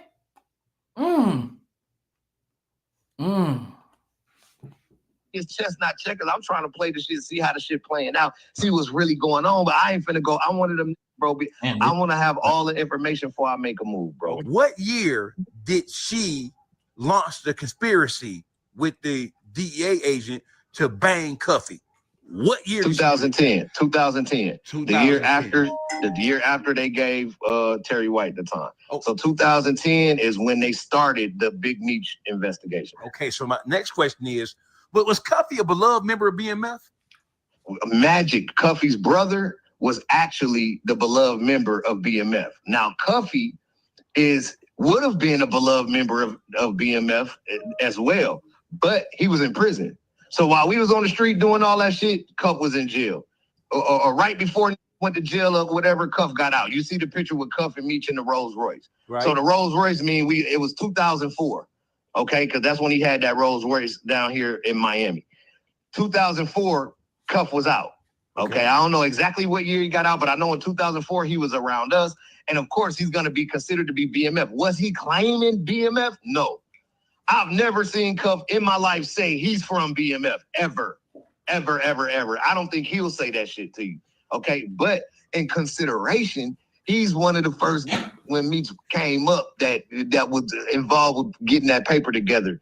You know what I'm saying? Or helping me, or doing whatever he did to bring that money to the table, okay? So in all consideration, at the end of the day, yes, he would be considered to be BMF. But you got to remember something. BMF was never something that was supposed to be marketed. It's not supposed to be an urban household name. BMF was a fucking an illegal situation, okay? It wasn't until Meech and his brother separated and Meech brought me to Atlanta, and I started bringing all my friends from LA to Atlanta, and he made his own crew outside of him and his brother. Then we started calling that crew BMF Entertainment because it was supposed to be the record label and not no drug team or no illegal shit.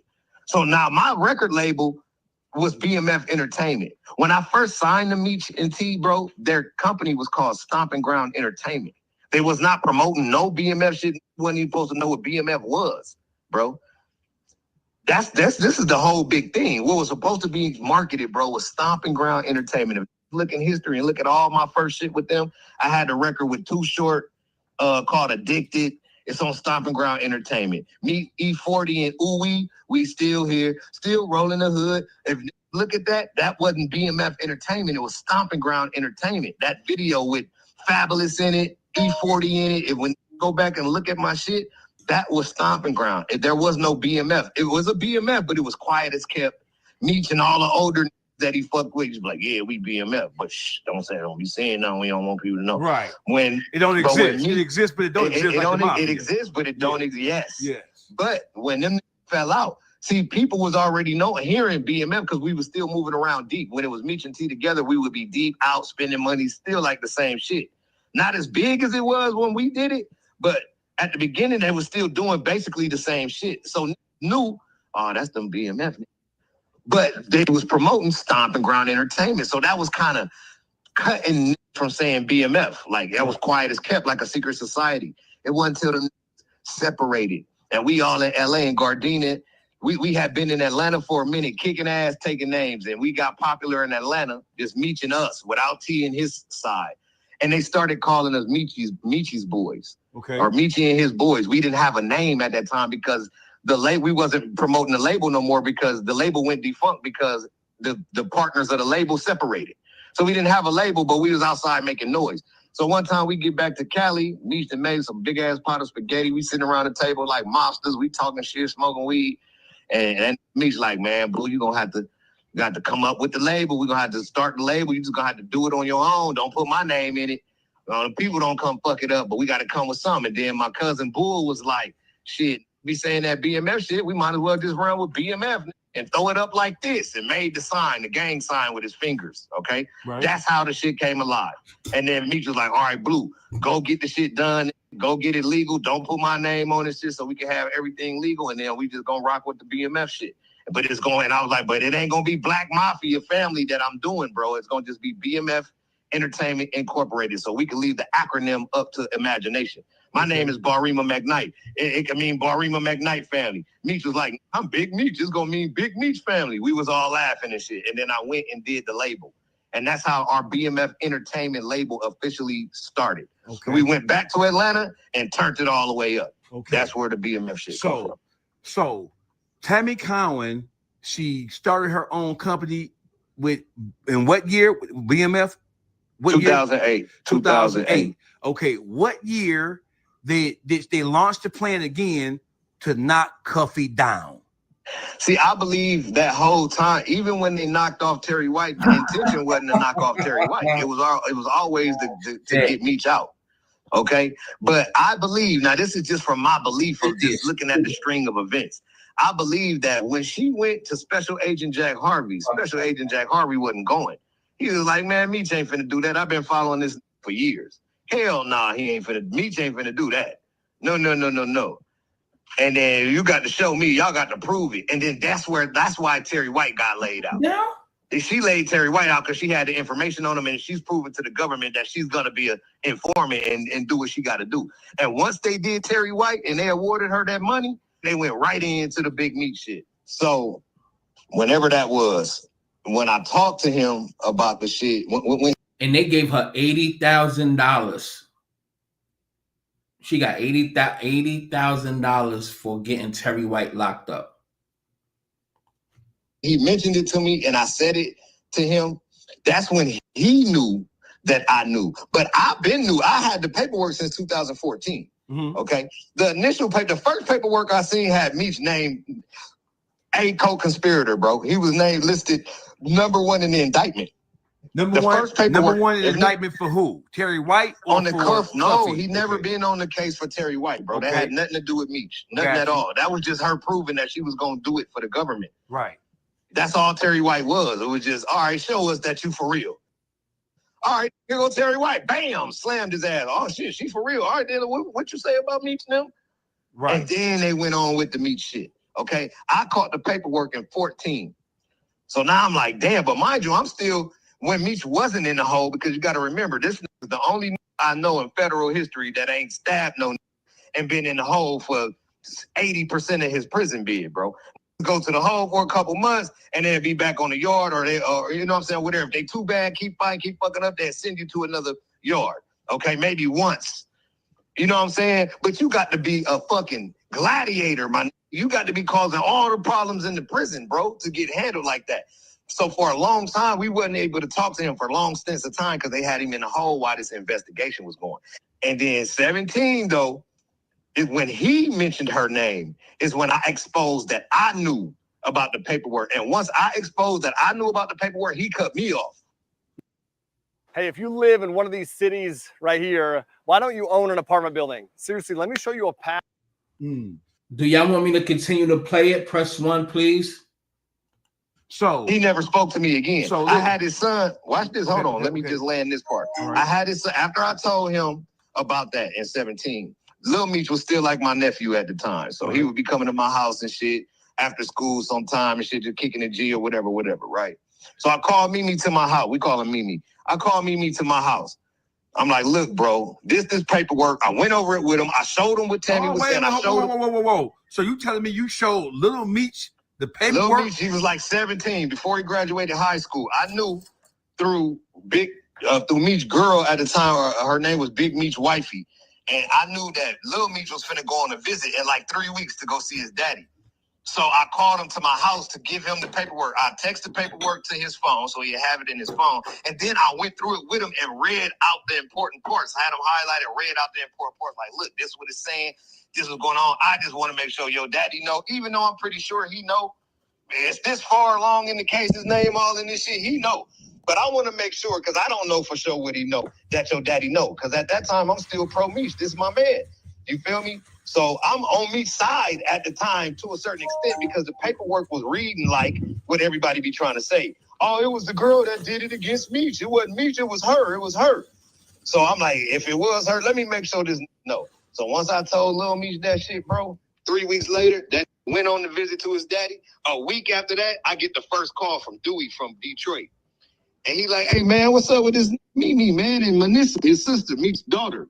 They running around the whole D telling everybody they daddy said you a rat. You ain't no good. You ain't from BMF no more. Like, what the fuck is up with this? Now, mind you, Dewey is the that I start doing all the parties with in Detroit when I came home, okay? But before we started doing them parties, he was Meech's man, you know what I'm saying, on the phone with Meech every day, okay? So he asked Meech, man, what's up with Blue, man? I'm trying to start doing these parties. Meech, man, that's bro. That's like my son, man. Hell yeah, do that shit. Get that shit done. He just coming home. Hell yeah, turn it up. We done did a series of parties for 4 years in Detroit, okay? So when he started hearing that Mimi was telling everybody in Detroit that his daddy said that I was a rat, he like, man, hold up, bro. What the fuck going on? Like, this ain't, that ain't cool. He called me like, bro, now this shit ain't cool. Because I got a personal relationship with the man and I know different. So what the fuck is something going on? And I told him, I'm like, yep, I told that I had that paperwork, bro, and now they going against me. So that's how it started. It started way back then before the show even aired in like 2017, 18. Motherfuckers in the D start, oh, blew a rat. I'm like, all right, I'm sitting back. I'm like, all right, bet. I see how they moving. So I just let it play out because I had to sit there and see what everybody was doing and what everybody was saying. So it took me a while to collect all of the information. And once I seen how they was moving, once the show aired and it started and they started having them premiere parties and all the people that was supposed to be quote unquote connected to BMF was pulling up, oh my God, it went crazy. I had a chance to separate the men from the boys. I could see who was just groovy sucking and who was staying down, who was standing on 10 toes and gonna stand on some morals. And it was only like a handful of that didn't try to go fuck with them that I know. Everybody else went and tried, and them had paperwork, already knew he was hot and all that shit. You know what I'm saying? So that's how that shit went. Okay. So my next question is, you told him that she was on fire, and he said it doesn't. What did he say again specifically? What was his response? He said, I heard some shit. This is verbatim. He said, I heard some shit, but whatever it is, it ain't got shit to do with me. And just by saying that to me, you sound stupid because your name is listed as A in the indictment. You looking like the motherfucking leader. You got the leadership role in the initial paperwork. See, this paper, that motion that's out, them 32 pages that everybody be reading that tell the whole story. It don't tell the part that Meech was at the beginning, that Meech was locked up as conspirator A because he's on the side of the government. They pulled him from out the trouble part of the case. He never got charged with them. So you mean to tell me? That's what I'm saying. He never got charged. When you look at the transcripts, he never got charged. So it just makes you think. But I'm gonna let him continue, man. And I'm gonna open the floor if anybody want to jump on too. I'll open the floor too. Everybody knows that Meech set up this play. Even let's just say hypothetically, he didn't have nothing to do with setting the people up, right? All he wanted to do was run a play and told her, and she did it on her own, right? Mm-hmm. So once she told the police and wrapped them all up, how come Meech ain't get charged? How come his ass wasn't going to jail and in court with cuffing him? He wasn't even on the case no more, bro. He started off as a co-defendant to cuff them and ended up not even being in the courtroom when all the shit was happening. The paperwork says that Meech instructed this girl to go do A, B, and C, correct? Yes, it says that. Then how could the fuck he not be the leader of the shit? He's the one that made up the whole play. Look, I need you to go down here, get with this essay I was with, then I need you to go get with this. It's supposed to be 20 every time 20, get my money and make sure I got mine. If you read the paperwork, that's what he told her. So who's the fucking? Because if you look at it, how did he even get in? How did Suarez get in touch with Meech while Fidel or Suarez was already free? They already spoke while they was locked up. So he gave him the heads up. Like, when you get out, contact my homegirl Tammy. This is how did he get the number to contact Tammy? So all of that play had to come from somebody. It had to come from somebody. So it came from Meech. It's ABC. Leader of the conspiracy. Okay, I got another question. This is very important. Once the indictment came down, with Cuffy being the principal figure in the indictment, in relationship to what Tammy Cowins had laid down, did Cuffy ever bring this situation to Meech's attention? And if so, when? And if he did, I'd have to get Cuff on the phone to ask him exactly when. But from communication with Cuff through via voice and via text, Meech told that I ain't know that girl. That's Blue people. Blue hooked me up with her, which I never did. Blue hooked me up with her to do my fan club. Blue working with the feds with that girl. So Meech told Cuff that it was me that was working with this bitch with the feds that got him fucked up, bro. And when get Cuff on the line, he'll tell you himself. So this is the type of shit that Meech was doing the whole time. What people don't understand. And you just told this that I worked with the feds with them. I got the message. What Cuff tell me? This told me you worked at Cuff and told him St. Louis it's a no-fly zone for Blue. It was crazy. I was getting calls back then from St. Louis, like, bro, they saying you can't come out here. What's up? What's going on? I can't now go where the fuck I want to go. Who the fuck said I can't come somewhere? I'm on the way, vest up, strapped down. What's happening? You feel me? That's how I was feeling. And then once me and Cuff start communicating again and figured everything out, he like, I done told the boys. He's like, shit, I gotta call my daughter and call to the neighborhood and let them know you golden. I'm like, God damn, bro, that's crazy. I would have went to fucking St. Louis and got killed. Because thinking that I didn't set Cuffy up because of the shit that this man did. As a marketing consultant, staying close to my clients is a huge part of my job, which is why I love HoneyBook. It helps me track my pipeline, book projects, and gives me the tools to respond to clients even when I'm offline. Like automations that help me get back to the right clients at the right time. It's just one of the ways that I create client chemistry, and you can too at honeybook.com. I'm about to have one of my peoples come on right now, and we're gonna have a good discussion on the situation. Real G shit, bro. All right, well, listen, bro. I need a timeline. Oh shit, my bad. Wrong one. My bad. And when he did know it, or he did become aware of it, what did he do? And but that's not a question, bro. Oh, that's not a valid question. If I'm not mistaken, these two is about to argue. I've seen it in the comments. So I think this is where these two right now is going to start going back and forth. If I'm not mistaken, I think it's about to get out of hand. You can't ask that question when he is the creator. It's his play. He made it up. So his only answer could be like, shit, I came up with this shit in 2007 while me and this bitch was on the phone one night. And when she came to visit, I was like, fuck it, the essay didn't got out. It's time to put this shit together. He could only tell you that. See, he didn't learn about what she was doing. He had her go do what she did. He sent her to his controlling officer. So come on, bro. She just jumped up one day and luckily landed up with Special Agent Jack Harvey that just so happened to lock all of us up. Come on, bro. Like, I know they be trying to get the benefit of the doubt, bro, but at some point you gotta live in reality. You gotta stop playing and call a spade a spade.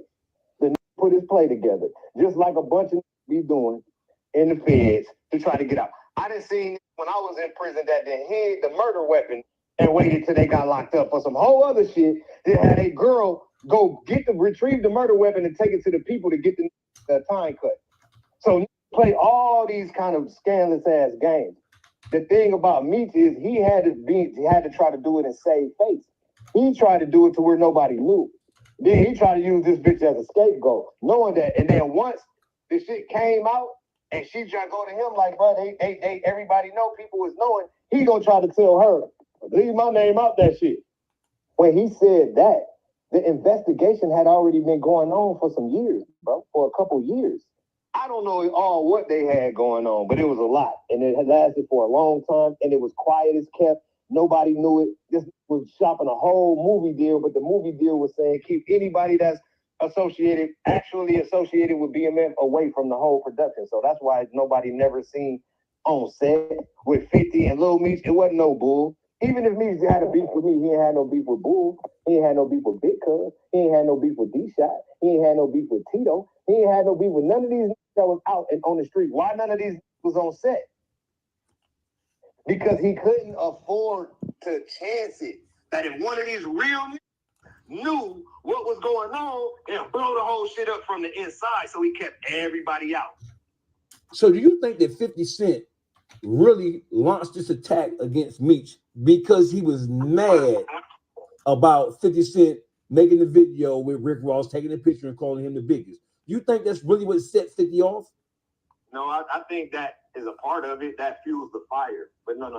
See, if you really followed this shit, they would see that in 2021, when I start releasing all of this information, I started posting to my Instagram page directly atting 50, saying, hey, bro, did you know before or after you did the deal with Tammy that she was a government informant? And I made posts, I put the paperwork up, I was atting them and all that, right? So now the people on my page, my fans on my page was like, damn, 50, why you ain't responding?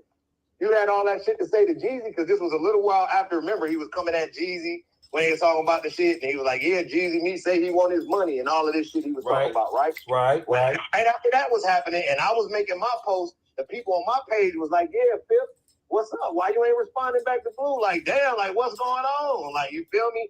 And then, like, 2 days later, my page was hacked, okay? But I've been telling that 50 since 21, since the show first aired, what was going on. So he knew, bro. Wow, so he knew the whole time? He might didn't know for sure and had to go do some more due diligence to find out. But I feel, and I don't know for a fact, y'all, so don't quote me again, but I feel personally like he knew. And then once dude took that picture, like he knew at least from 21 when I was saying it. He might didn't know from why they was producing it when he first met him and all that, because it was quiet as kept. But at least in 21 he knew, and I feel like he was already looking for an out. Because if you look at Meech, Little Meech and 50 Cent relationship post 2021, it ain't never been the same. Like, especially once Meech started doing all the dumb shit and getting caught with the gun at the airport telling and doing all that other shit he was doing, all that bitches saying he stank in the strip club everywhere. Just all the bad media. I don't think 50 was fucking with none of that either. And then to me, this is a personal opinion, it just looked like 50 kind of separated himself from that. He wasn't posting shit about the TV show no more. You feel me? It was a bunch of other shit on his page and shit like that. Hey, look, Meech, get some Mitchum, bro. Mitchum. Right, when I used to work in the trap, I used to be up 3 days straight, no shower, doing my shit back when I was 16, 17 years old, and I used to use Mitchum. And you won't stink, you won't sweat. You got 3 days before you got to take you a shower. Yeah, for you start smelling a big body. But the obvious question is, all the rumors and all the insinuation and all of the exposing Meech for what happened and what took place with the Tammy and Cuffy, this has been going on for years. Why did it take 50 Cent to expose it before we're supposed to be in a position to know better, to start raising their ears and raising their eyebrows like, what the fuck? Why did it take that? Because we in 2025, bro, we are in an information age, and there's no respect for word no more. It's only respect for popularity. That's why. So if you're not popular and everybody listening to every post you saying and rooting for you and shit, then your word ain't really valid until somebody like that stamps it. So now what do I get? Man, everybody, my bad, Blue. I was calling you a rat. It really was never no paperwork, and this I could really see what was going on now. You know what I'm saying? At the end. All right. I got somebody in the chat. Well, somebody on a platform right now. We're gonna chop it up on this situation. He got some information as well. We got scoreboard keepers. What's poppin', family? What's going on, baby? What's going on? What's going on? Ain't shit. We good, man. So did you see the video or the phone call with Cuffy and Sean G earlier? Yeah, I saw a little bit of that. But I was focusing on the first one that he had. On the first phone call that he had. I did hear a little bit of it, but I saw that the call got cut short. Right. And I want to compare that to the first phone call that he had and see if it all adds up. Go ahead. Right now, I'm not going to really speak on that phone call because I want to study it. I want to really like get into that.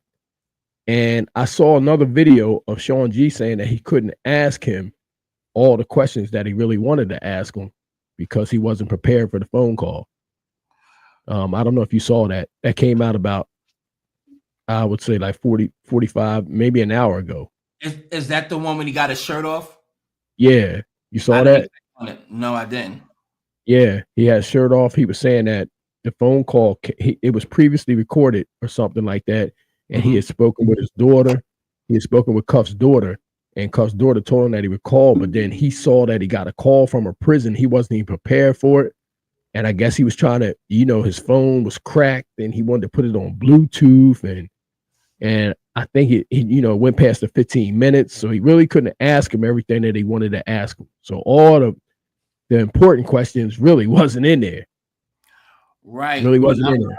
But I feel like if anything, he should have like all of the videos that he has done, he should already just by memory to ask certain questions. But I definitely know because I did I interviewed a lot of people, and sometimes you may study and research and sometimes you just may forget. You may be unprepared. Sometimes the notes might not be in front of you, and you know what I mean? You just going off the top. So I definitely get it, I understand it, and I won't blame him for that.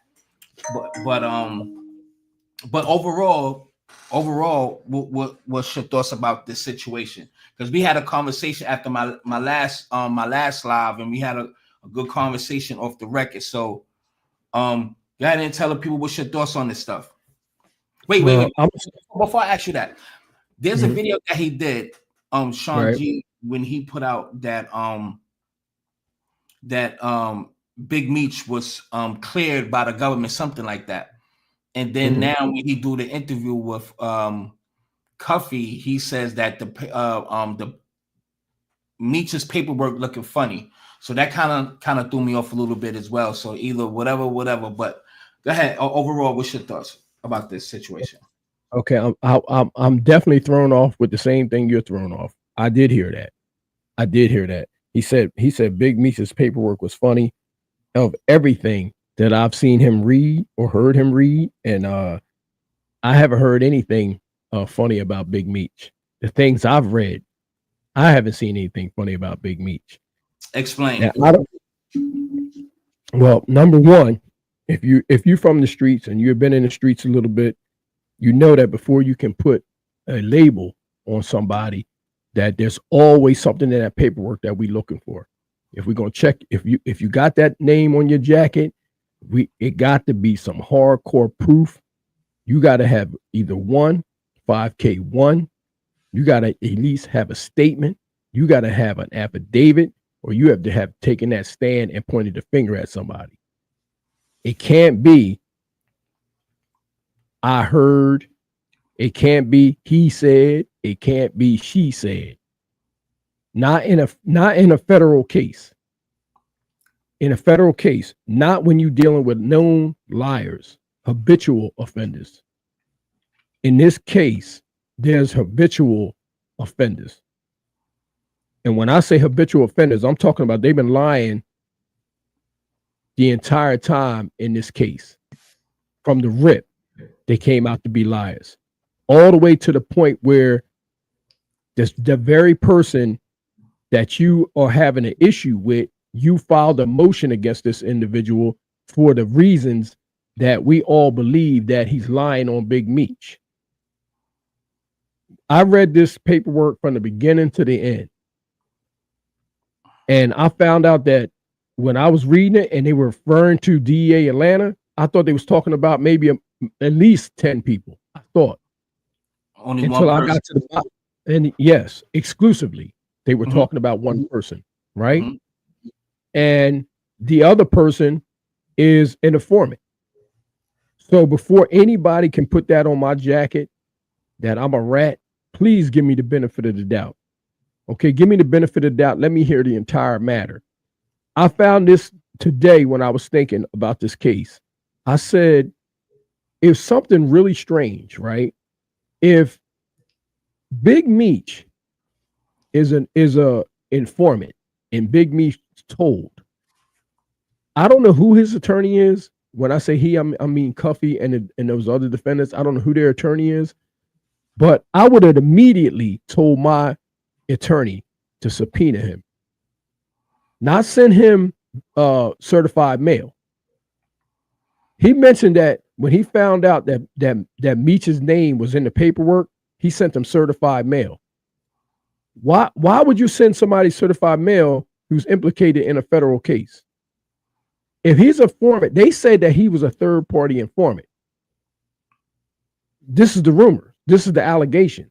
If he's a third party informant, then I want my attorney to subpoena him so he can testify, so he can get on that stand. But you know why they didn't send him a subpoena? Why? Because on page 13 of his Frank's hearing, in the evidentiary hearing, this man was exonerated. The only name, his name is on the unsworn affidavit. The unsworn affidavit. On page 13. The sworn affidavit does the sworn affidavit does say that Meech was by his request. That's how Fidel and Gatlin hooked up. Because go ahead, continue. No. Go ahead, because I'm about to pull it up right now. No, it's allegedly. It's allegedly in the affidavit, right? In this affidavit, CS1 threatened, and this is how Meech's counsel got the tip that he was being investigated because of this affidavit. Somebody alerted me. Somebody alerted Cuff's counsel. Somebody dropped Cuff a gem, right? And I believe it was Meech. Somebody alerted Cuff's counsel, his lawyer, nonetheless, his associate of the lawyer, that Agent Cromer was being investigated, and this is how the Franks case came about. His entire case came about because CS1 alerted an associate of Cuff's lawyer. Of Cuff's attorney. She alerted, she alerted. And his attorney immediately emailed the state. Immediately. Not Dude, she, from what I'm understanding, he did that motion to suppress the motion, basically to reveal why he has been on wiretaps and stuff like that, this, that, and the third. And that's when he found out there's a confidential informant that legally they have to put in the motion. I forgot what the name of the motion is or whatever. Frank's versus Delaware, or whatever. You have to reveal the person, the government, or the informant. So that's when she found out. That's why she went scrambling, and then she took a trip, as it says here, and you know that, and then she went to go visit him and all that stuff to try to clear her name and this, that, and the third. So I don't from what I'm getting, I don't think she contacted somebody within that's close to Cuffy. It was due to that legal process that they need to find out who is this confidential informant. You know what I'm saying? Because of this wiretap, you got to make sure all of this stuff was legally done. But go ahead. No, you don't understand what I'm saying to you. Let me explain this one more time. Now explain, because I'm on page 13 right now. So go to the specific where it says this. Okay, let me because I have it pulled up. Okay. Let me find this.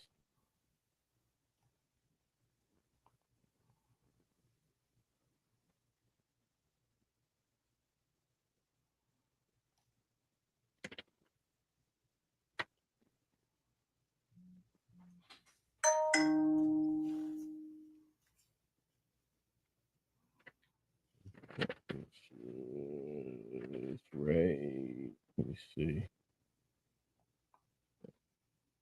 Hold on. Look at mine.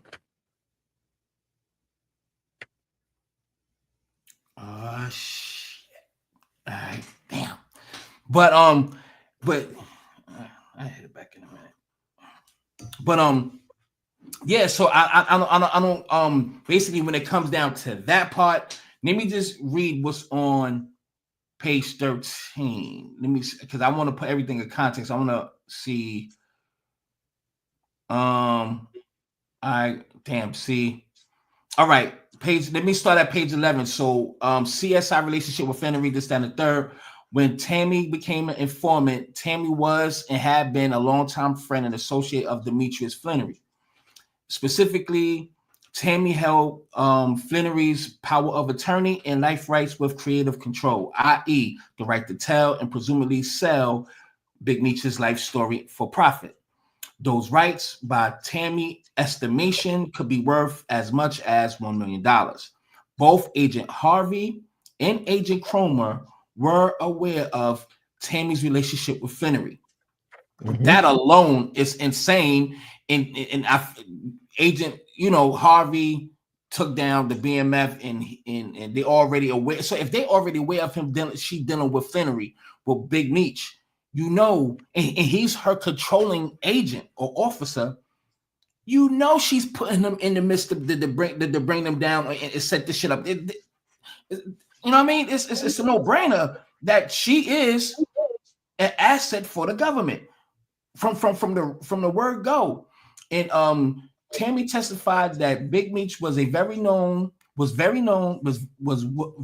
known, and it was not at all unusual for Tammy to receive calls from strangers asking about Meech. So meaning a lot of people calling the senator and may wanted to do other business deals or transactions that got Cuffy and Fidel caught up, because she been dealing with him for years. So evidently there was other drug deals done that we all don't know about. We only know about this. That's the point where I'm trying to go. But I'm gonna continue real quick. Did you find what you needed to find? Because I don't want to go. I found a piece of it, but I want to find. It says that this is when she found out that that Cuff and them had filed a motion, right? This is when they have filed a motion to suppress the evidence, right? This is prior to them receiving the Franks, right? This is prior to them receiving the Franks. So it says when it says that CS1 reviewed the electronic docket in this case and saw information contained in defendant Gatlin's suppression motion and responsive submission by the United States that CS1 believed would potentially allow people familiar with the circumstance to determine CS1's identity. Upon reviewing the court filings in this case, CS1 contacted his or her controlling DA agent at the time, James Davidson. Agent Davidson testified that the evidentiary hearing that CS1 expressed concern that motion filed in this case and the government's response to those motions contain specific detailed information that CS1 feels would reveal her identity or make it much easier for someone to figure out CS1's identity. Right. CS1 panicked and took several measures to try to protect herself. Those measures included contacting the undersigned magistrate whose chambers referred CS1 to the United States Attorney's Office and driving several hours to Louisiana soon after learning about the court filing to attempt to see Flannery to try to explain her position or to try to deflect any accusations coming CS1's way. Meech is going to be pissed. Although it appears CS1 did not speak to Flannery in Louisiana on March 6th, CS1's hearing testimony suggests that CS1 did finally speak with Flannery and he advised CS1 he didn't want his name caught up in this mess. In addition to CS1's perception that she was in danger because of the revelations, Agent Davidson credibly testified that CS1 faced actual threats in the weeks and months following the court filings in March 2015 through the time of the Franks hearing. In further attempts to protect herself in the spring of 2015, CS1 stated in a draft affidavit that the wiretap affidavit contained false information and outlined a different version of events from what was set out in affidavit.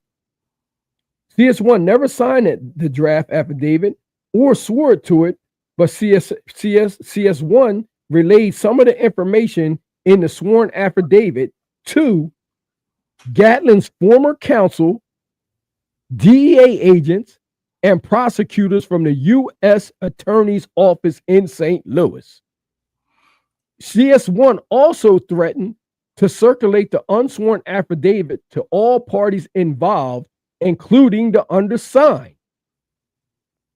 CS1's unsworn affidavit specifically takes issues with statements in the wiretap affidavit suggesting that Flannery hooked the deal up between Gatlin and Suarez. The unsworn affidavit suggests instead that Agent Cromer implicated Flannery because he was jealous of Flannery's relationship with CS1.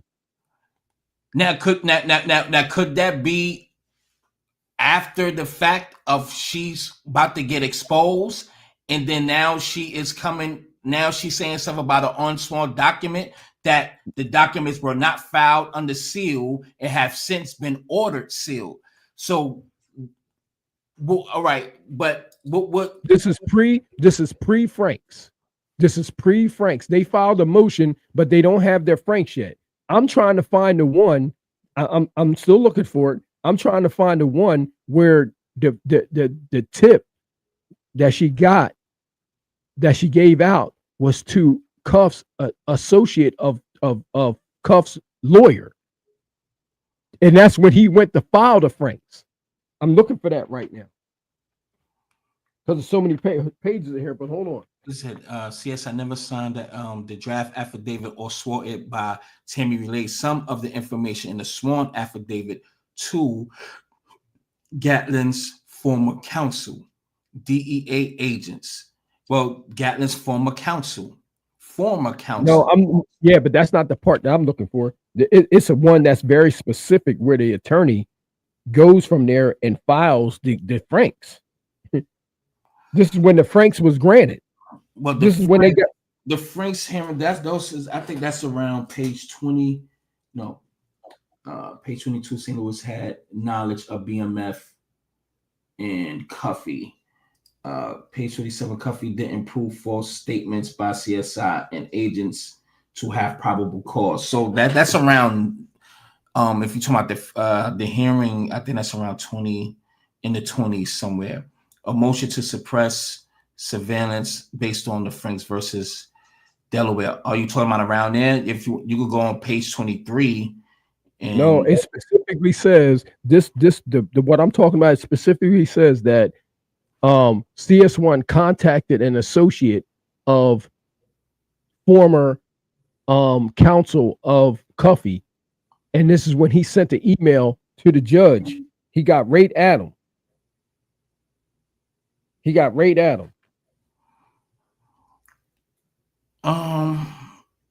Let me see. We gotta pull that up. That's important. We can't get by that. I'm trying to find it in here. So all right. So expound on that. So you're saying that the only way that Cuffy found out was by her giving up that information? You damn right.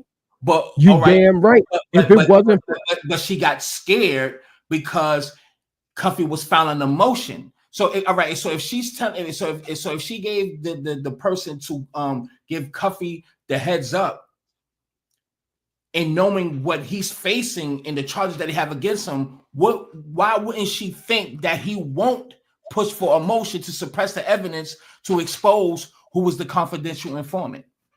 Because they don't know that it was going to be the same play, whether he heard it. But anyway, not to talk to. Go ahead, finish. Well, what I'm saying is that if she gives them the information that he's being investigated, right, it doesn't mean that they got to automatically go to the Franks hearing. Like they didn't have to automatically go to the Franks hearing where, like I said, Franks tells you that third-party informants protections are not. It's not like there. It's not like there. Like so, you can't hide under the Franks. Like they filed a motion, right? But when they went to the Franks, it opened it up about something else because they could have got the whole case just thrown out by this, whatever Cromer was doing. Like if he was doing something and putting some falsified information up in there, or he didn't want to. But I'm saying that Cuffy had some other charges on him where St. Louis just wasn't letting it go that easy, to the point where the defense they was watching him for quite some time. They definitely was watching Cuffy for a minute. So when you look at those other charges that they wanted him for, right? Them other guys that was involved in the other stuff in his other case, where there was like it was some homicides. They wanted him. They was not letting go to the point where guilty, because I just read I read that he actually pled guilty to those charges about the attempting to distribute narcotics and with a weapon that resulted in a death, some shit like that. He pled guilty to that. I read that transcript. Right. Well, at that point he had no choice, because the charges on him were solid, because you had these boys on you for a long time, so the charges on you were solid. So he had no choice but to take a plea. Not like he had any options at this point, right? Because the options is like you're about to do life, right? So what I'm saying is that it went right to the Franks. So when because that was they was like, look, if we don't get this probable cause, man, we face a life here. You know what I'm saying? So when, like I said, when they was going through this Franks hearing, they thought that they had a chance, right? But I'm saying that when you read it, you're wasting taxpayers' money, because this Franks can come by hearsay. I mean, the probable cause can come by hearsay. Somebody can say, like I said, they keep giving you this example here about the dog sniffing on the box. The dog snicks on the box and he don't get a hit. You ain't got no business opening up that box, which can deny probable cause for the other 1,000 boxes of dope you found in there, because the dog didn't hit on it. You don't got probable cause to be in there. So with this Franks case, right, they told them, which is what their whole case was based on the shortcomings of Cromer and CS1. They said, yo, you can't blame St. Louis DEA agents because they don't work in Atlanta. So you can remember I was telling everybody that this paperwork was in St. Louis. So they were saying to them that, yo, you can't blame this on DEA St. Louis, because they don't know anything about what Agent Chrome was doing in his personal life in Atlanta. So your motion to suppress is denied based on that. So that's basically what they was telling them. Let me But ask you a still, question. Go ahead. right? Go But the gym for somebody to get that associate of his attorney that information so they could actually have a chance tells me this. If I was a betting man, right? If I was a betting man and I had to bet on it, I would bet that when she hauled ass back to Louisiana, CS1, and Meech found out what she was putting down and who she was, he flipped out. He flipped out. He flipped on her and was like, yo, you better get my name out this mess, and you better throw my boys a bone too. Because look, if Meech in just think about what this could do in the Franks, right? Once the Franks is called, right? Remember, third party informants is really not under the protection of the Franks. So when they called the Franks, all informants had to come out. Yes. If Meech was an informant, he would have showed Cuff right there that I ain't got nothing to do with this shit. Somehow she like she did protect them in a way, but can I ask this? Can I ask this question though? Hold on to that point. Can I ask this question? So out of the Fidel and Cuffy getting caught in that drug deal, right?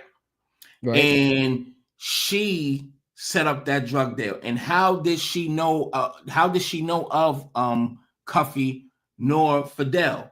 She had to know them through Meech, right? So Task Force Officer Lane says, because she tried to deny that she did say that Meech hooked up, the deal.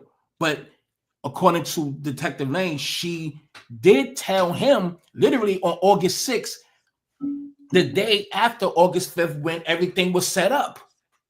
The whole thing set up. And so she told him that the following day, 24 hours later, exactly what happened. So she's trying to deny it. But my point, what I'm trying to say is, you don't think Agent Harvey can't be Detective Lane? He's a St. Louis, that's out of his jurisdiction.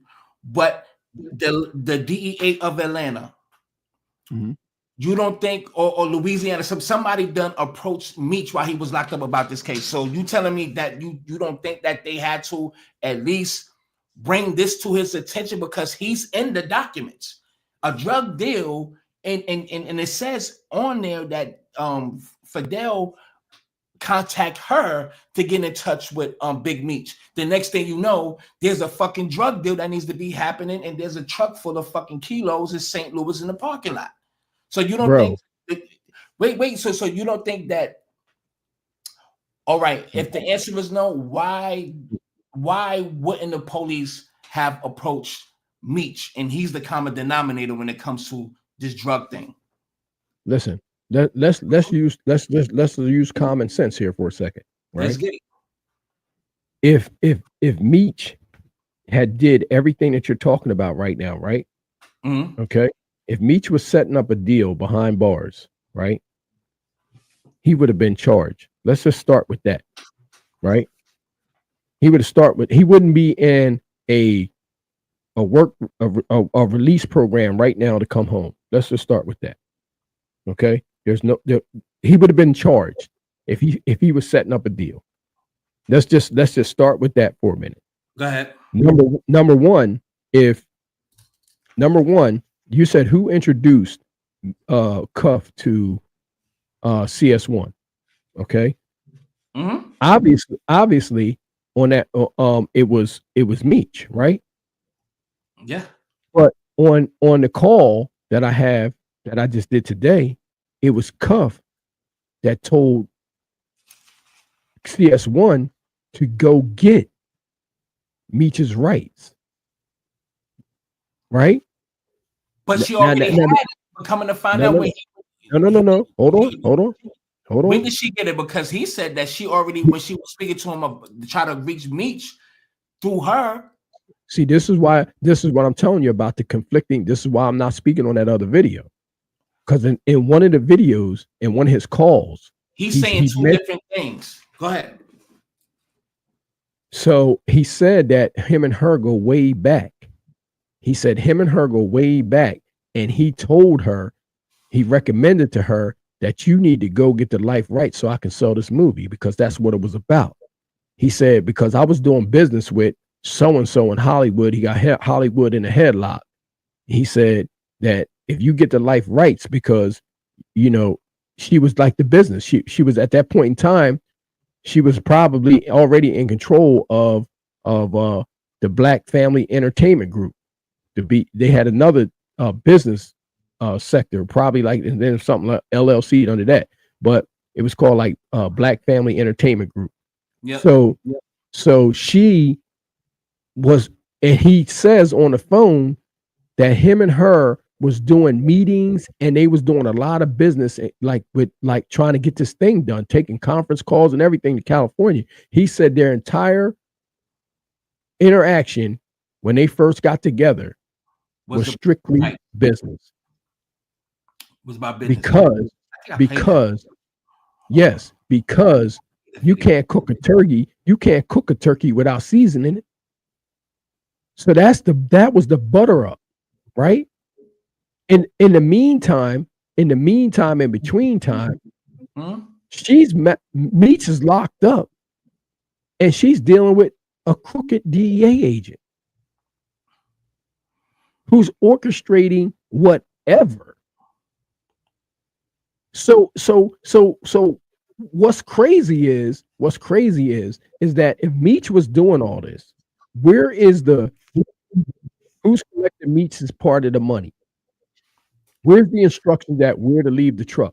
Where's the instruction that where to put Meech's money and who to give it to and what bank to put it in and what bag and who's picking it up and bringing it back and so on and so forth? Don't she take care of all his business?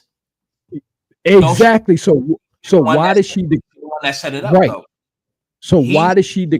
He can't do that much behind the bars, though. He can't speak unless if he have a burner phone or whatever. If he can speak through a cell phone, that's not, you know what I mean, and, you know, or whatever, you know. He could, she has to do all of the planning. There you go.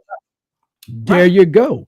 So she had to do all of the planning, and you're telling me everything you're telling me. When did he talk about selling drugs behind the bars? The last time I checked, all the phones are monitored in the jail. So when was he able to set up this elaborate scheme? Hold on. Yeah. When was this elaborate scheme done? And on what phone was it done on? Wait a minute. Hold on, give me one. Go ahead, continue talking. And if he was locked up somewhere, right? And if he was locked up somewhere, did he get on the phone and call her? Or did she drive all the way to Louisiana in the days before? When did he give her this elaborate scheme? Why did she go to tell him about her about to get exposed? So why was she what you mean? That? Oh, what you mean why? He's about to find out that the person that he's known all these years could be the person that put him in jail. It says September 11th, Big Meech requested see. Hold on. You didn't hear what I just said. Go ahead. He's about to find out that the person that he'd been knowing and been doing business with could be responsible for locking his ass up. Because we haven't even gotten to that. It doesn't say that Cuffy, is the one who set this up. No. We're not saying anything about Cuffy setting it up. So what we're talking about Meech. Like basically saying, how did this? Go ahead. No. We're talking about Meech, not Cuffy. I know that. Oh, okay. Well, what I'm saying is that Tammy. So you're saying Tammy set all of this up because somebody had to set this up, or you saying Homer is the one who set all of this up? There you go. Right, but how did Fidel get in touch with Tammy to get in touch with Son? Because Fidel, he's the one with the bricks. He's the supplier. Okay, listen, right? Check this out.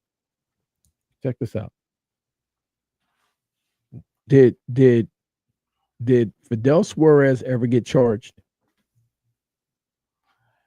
He beat the case. From what I'm hearing, he beat the case. How? That's what I don't know. And that's why my thing is, if he beat the case, why didn't he beat the case, Cuffy? Where did you see that Fidel beat this case? We only could go by what Cuffy has said. There's no unless somebody looked the records up. Did you look up the records personally? Do you have any transcripts? I have no transcripts on Fidel swearing. We are all speculating. It's only speculation, and we only could go by what Son said. Cuffy. No. We can't go by what he said. We cannot go by what he said because because Fidel Suarez would have the same people that he would have to subpoena as Cuffy. When was his trial? How was he? We spoke about this already. So and I said this earlier. Could Fidel Suarez could be an FBI agent or informant himself? Because so hold on, slow down.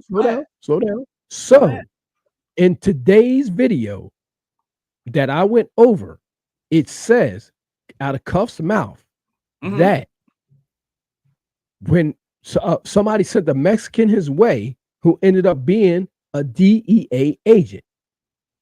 This came out of Cuffy's mouth.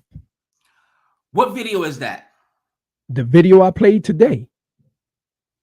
What's the name of the video? So I can see it. I would like to play it. It's called the Cuffy's phone call. You can put it on right now. The Cuffy's phone call. Look up Scoreboard Keepers. It's I just did it. It should be right there. It's a phone call. So it's called the Cuffy's phone call. Cuffy calls in. Let me see. He calls into your show or somebody else's show? No. It's me going over it. You don't want. I like broke it down so you don't get a strike or anything like that because I don't know what the guy got on his shoulder standing. He calls into somebody, and he's talking, but I don't want to. You know what I'm saying? Like I'm talking over it, so it's not like I'm using his content. Let me hold on. But if you pull mine up, I'm actually playing it, and it's called the Cuffy Call. Does he understand the case? If you pull that up, it'll go right over it. All right, that was 39 minutes ago. All right, hold on. Mm-hmm. It's called Cuffy's Call. Does he understand the case? Or is it bigger than us? Got you. And I'm still looking for 2 hours, bro. So you gotta let me know where it's at, because that's I ain't playing the whole thing now. Well, it's you. All you got to do is go right to. Let me see. Hold on one second. Yeah, go. You gotta go to the minute marker.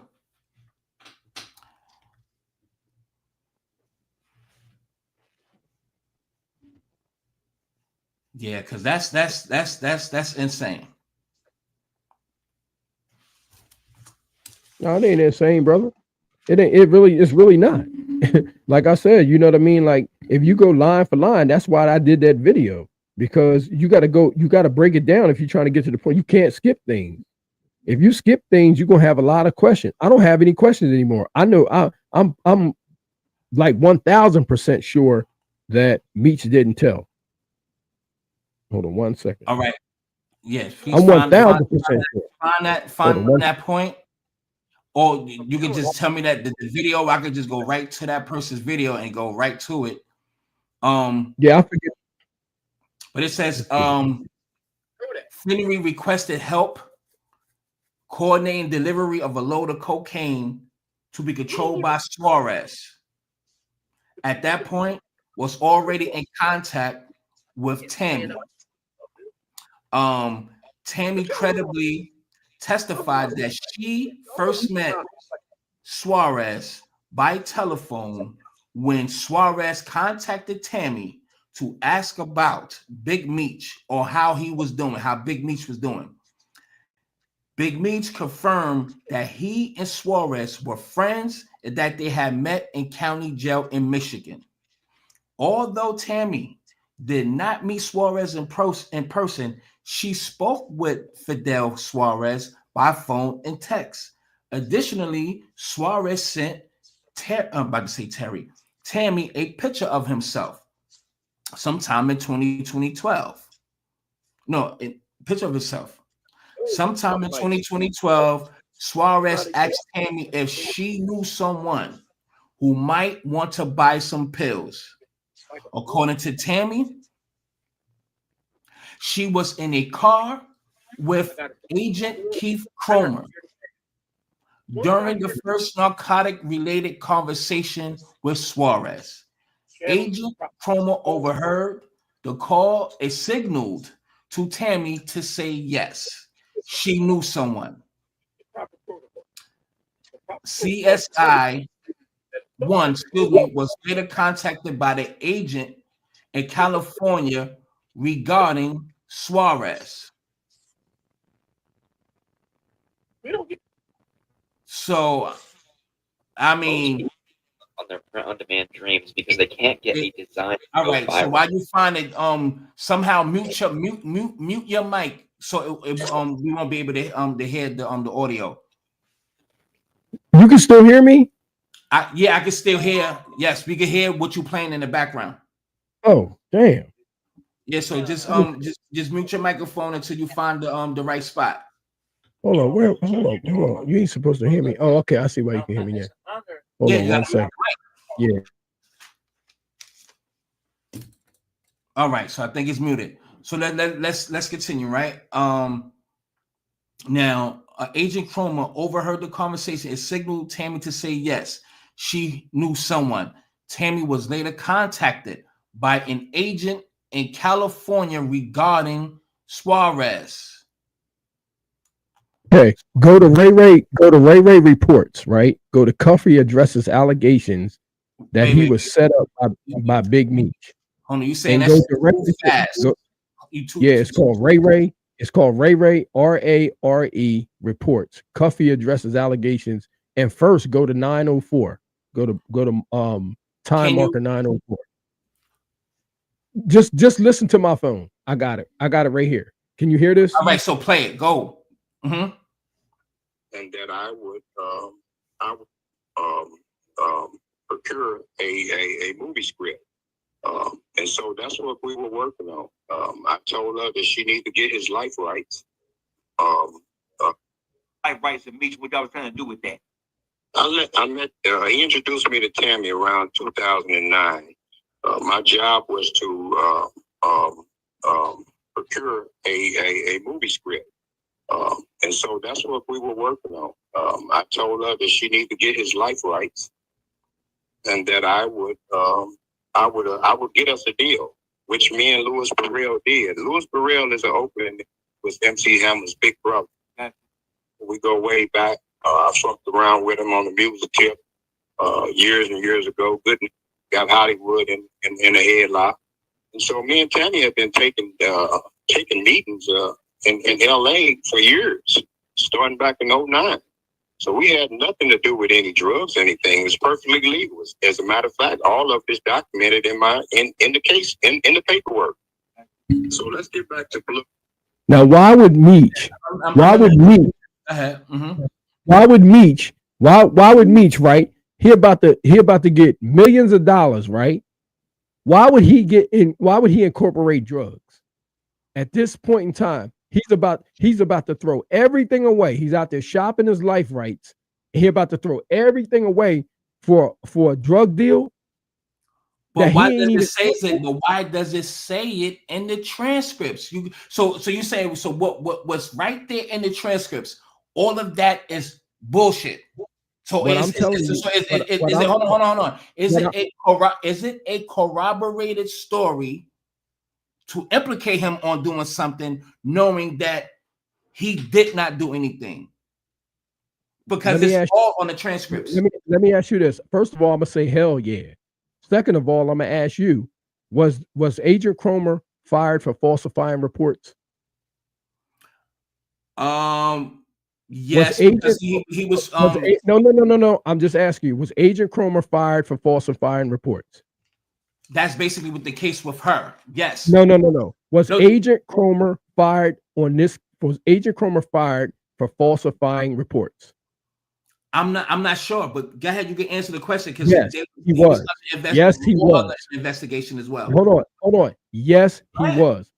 He was fired for falsifying reports and multiple other allegations. A whole other thing. Paying people shit that he wasn't even supposed to be paying them under the table, using funds using the government car. He was doing all kinds of crazy shit. Right? Okay. Now, I'm gonna ask you this. Did CS1 was in this Frank's hearing? In this Frank's hearing, right? The judge said that of all the witnesses that was testifying that day, she found everybody credible except one. Guess who it was? It was Tammy. Okay. So is CS1 a liar? Yes. Then. Hold on. It's St. Louis. Hold on. Because St. Louis Lang, two different jurisdictions, two different departments. Hold on. But let me, nigga, you're talking. Go ahead. Thank you. So are you telling me that the task force officer Lang, are you telling me that he is lying to the court about what CS1 told him about Meech has set this up by his request? So are you telling me that Agent Chroma told about to say DJ St. Louis task force officer Lang to say that's on in the transcripts? So you're telling me that officer has lied? We can't be selective that they don't want to they didn't know about they didn't know about the infidelity that was happening between them two, and they wasn't going to put their jobs on the line. So you're telling me they're going to put their jobs on the line by saying that on August 6th, this is what CS1 told me, aka TFO Lang? Go ahead, family. You asked me a question. Now let me answer it. Now I'm telling you that she lied to them. I'm telling you that she lied to them off the record. That's why it's 5 affidavits in here. Right. It's 5 affidavits in here, and one of them is unsworn. And the one that's unsworn is the one that Demetrius Flannery is implicated. And that's also the one that CS1 is having problems with, because she's saying under oath in the evidentiary hearing that he had nothing to do with it. You can't have a hearing and you can't have affidavits that conflict with one another.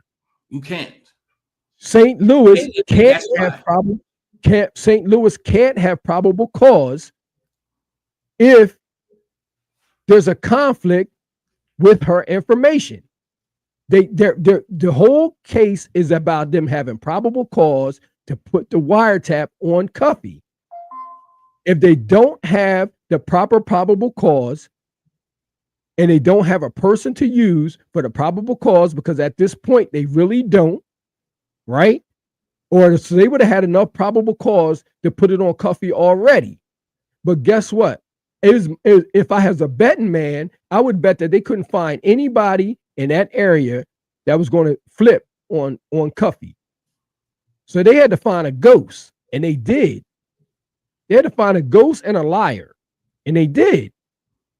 And that's why I'm telling you that the affidavit, unsworn and unsigned, conflicts with the evidentiary hearing.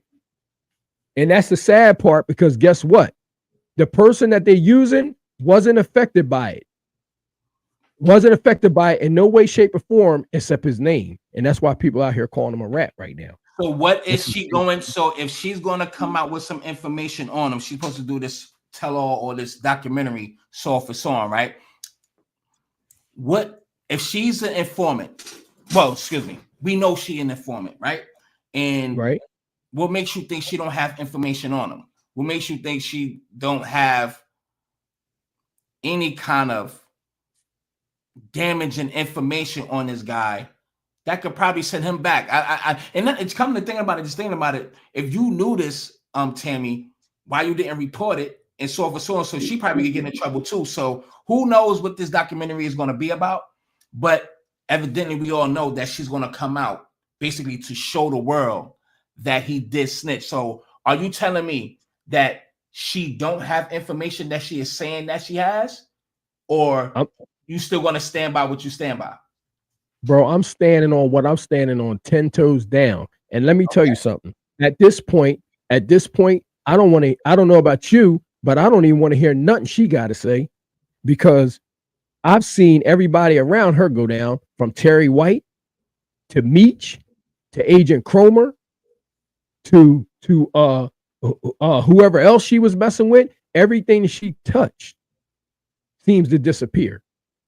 So why would I want to hear about somebody? Why would I want to hear about an informant? Why I want to hear anything from an informant? Well, I tell you one thing, but hold on. But when she do come out, you're gonna do a video on it. So we all gonna, at least we don't want to hear about it. But if it does come out, we're gonna talk about it. So that's contradictory in itself. No, it's not. Just say if she puts something out right now, you'll be doing a live about it. So you do care. We all care in a way to push out that content. Nah. And listen, no. Because on this platform of the School Bookkeepers, all we care about is the truth. It ain't got nothing to do with her. So we really don't. It's same here, and the same on this platform, brother. I never put out. Well, nigga, you know now. That's what I'm telling you. I hope my platform ain't never been on no fake information or should be. It should be. It always been that way. It ain't no should. That's what it's about. Well, that's definitely what it's going to be over here. That's definitely what it's going to be over here. What the fuck are you talking about? That's definitely what it's going to be over here. So I don't care what she come out with. At this point, I don't want to hear shit from an informant. Personally, nothing. Hey, we all don't. But 50s. Well, I don't tolerate any snitches or anything. I don't rock with none of it. Exactly. But let me ask you a question. So if she comes out with something so you're not going to touch on it at all, is that what you? No, that's what I'm telling you. Okay, I'm telling you, I'm not touching on it. All right, cool. I mean, it is. I mean, everybody. I can't deny it or have a problem with it. That's fine. Okay, let me just tell you this. There's a reason. We don't care. We don't care about views over here or subscribers. Right. The only thing we're gonna do over here is we're gonna tell the truth. And we ain't gonna never entertain no rat. I ain't never heard of no people that's been, they want to hear something from a damn informant. What? You want to hear something from people wait, see, because all of this is contradictory. No, it's not. Wait, hold on. We are actually talking about her now, even though it has something to do with Meech. We talk. Wait a minute. Are we discussing Tammy right now? Are we discussing the conversation that Cuffy has been talking about her, Blue Da Vinci, so if it's on, we talking about her right this second. What we talking about is the Franks hearing. We are reading. We are reading documents that involves her. I get what you're trying to say. Let's not contradict ourselves as well. In the meantime, in between time. No. I understand what you're saying. Right. Well, let me be clear. Let me make it clear. We're talking about the Franks hearing. Talking about her is unavoidable because of the people that she got jammed up in here. Yeah. So talking about her is unavoidable. But vindicating somebody's name is something different. So with whatever she's doing or whatever she got doing, I definitely don't want to hear no tell all. She's been telling all her life. So I'm damn sure not. And listen, I feel you. I don't fucking like the bitch. If you look at the thumbnail, the bitch is the devil. She is the devil. Nobody should trust this bitch. I wouldn't trust her with a cigarette. For sure. I fuck that bitch. That ain't no type of bitch I want to fuck with at all. I won't even get money with her. 50. Listen at this, right? Listen at this. Check this out. The crazy part about it is the one thing we got an issue with over here is that this shit is working out, probably allegedly, just like she wanted to be, because her story right now is bigger than BMF. And I'm damn sure not supporting it on this platform. I don't give a damn what she got to say. I done heard enough and read enough for her that I can't believe shit that's going to come out of her mouth. So why I'm not going to give 5 minutes of attention, because everybody has their own. All right. I'm talking about me. Didn't she get Terry White locked up? So the information that she was given was credible, but how she did it was fucked up. So yeah, it was real. The setup between Fidel and Cuffy with the shipment in St. Louis in the parking lot, that actually happened, but the way she did it was fucked up, and she tried to save herself by purposely contradicting herself. That was a smart purpose move, and to be honest, she probably was coached by her lover or somebody within the system. If you start talking like this, you can make this case just go away. This is what I'm saying. All of them are in cahoots. To me, Agent Harvey, Tammy, I want to throw Big Meech in it just so I have my own opinion. He could have been put in it because first of all, he don't want to fuck up his name or tarnish his name. That's what he care about. Just his likeness, his face, his name. He don't want to be attached to that. So would he do anything to make sure of that, even if there's a backdoor conversation to make sure certain things happen and he won't get involved or anything like that? I don't know. But everybody's in cahoots here. You know what I mean? And like somebody said this earlier, when he came home, because we all knew that he already knew that she was an informant. Can I ask you that question? When do you think he knew she was an informant? I just told you when. After Cuffy's motion, that's when everybody found out, and she told you in there. She told you right in this motion. She told you when she said that the motion, when she looked at the docket, she saw the motion and she knew that people would realize and recognize her identity from this motion. So hold on, when was that motion done? Because they knew each other since 09. They was doing meetings in 09, so he was already doing business with her. Hold on, bro. He was already doing business with her for the movie rights, right? But then they sit down in mad meetings. This is 08, 09.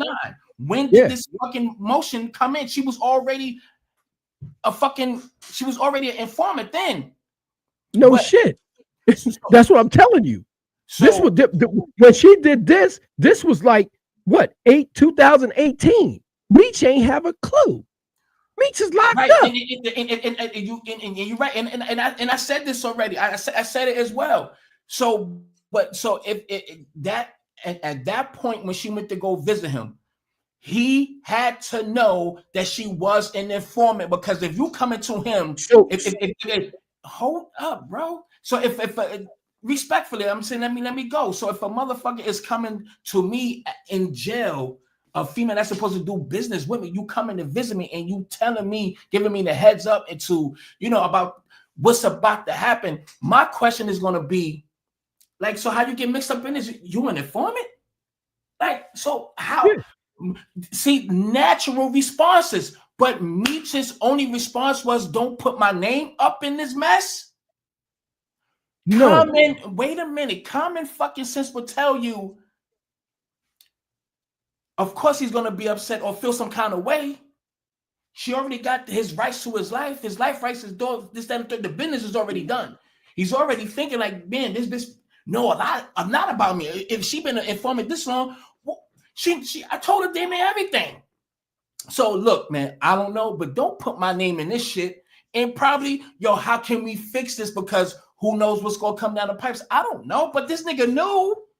And if she came to you, what the fuck would you think? If she came to you in jail and you Big Meech and she telling you what's in the transcripts, what would be your thoughts? Nobody else's thoughts. Fuck Big Meech right now. What would be your thoughts if Tammy came to you behind bars with that shit? What would your reaction and your thought process would be? You, nobody else. You're asking me this question? Yes. You want me to answer? Yes, you. Yes, you can. I'm going to do exactly what Big Meech did. I'm going to do exactly what he did. What? He chilled. He probably flipped the fuck out. First of all, he probably flipped the fuck out. He probably said, you better take my name out this shit, and you better go back there and do something for my homies to get them out there. That's because now you running around here and you're doing all this bullshit. But I don't know what you expect him to do because his hands is tied behind his back. I know what he would like to do right now, but he can't because he got his hands behind his back. But ain't no way in hell I'm going to sit up there and do something out of character when this chick is holding my whole entire future in her hand and I just found out that she's an informant. I'm going to play it cool. Of course. I'm going to play it cool until I get out of here, and then I'm going to do what he did just last week, fired her ass, right? And then I'm going to work.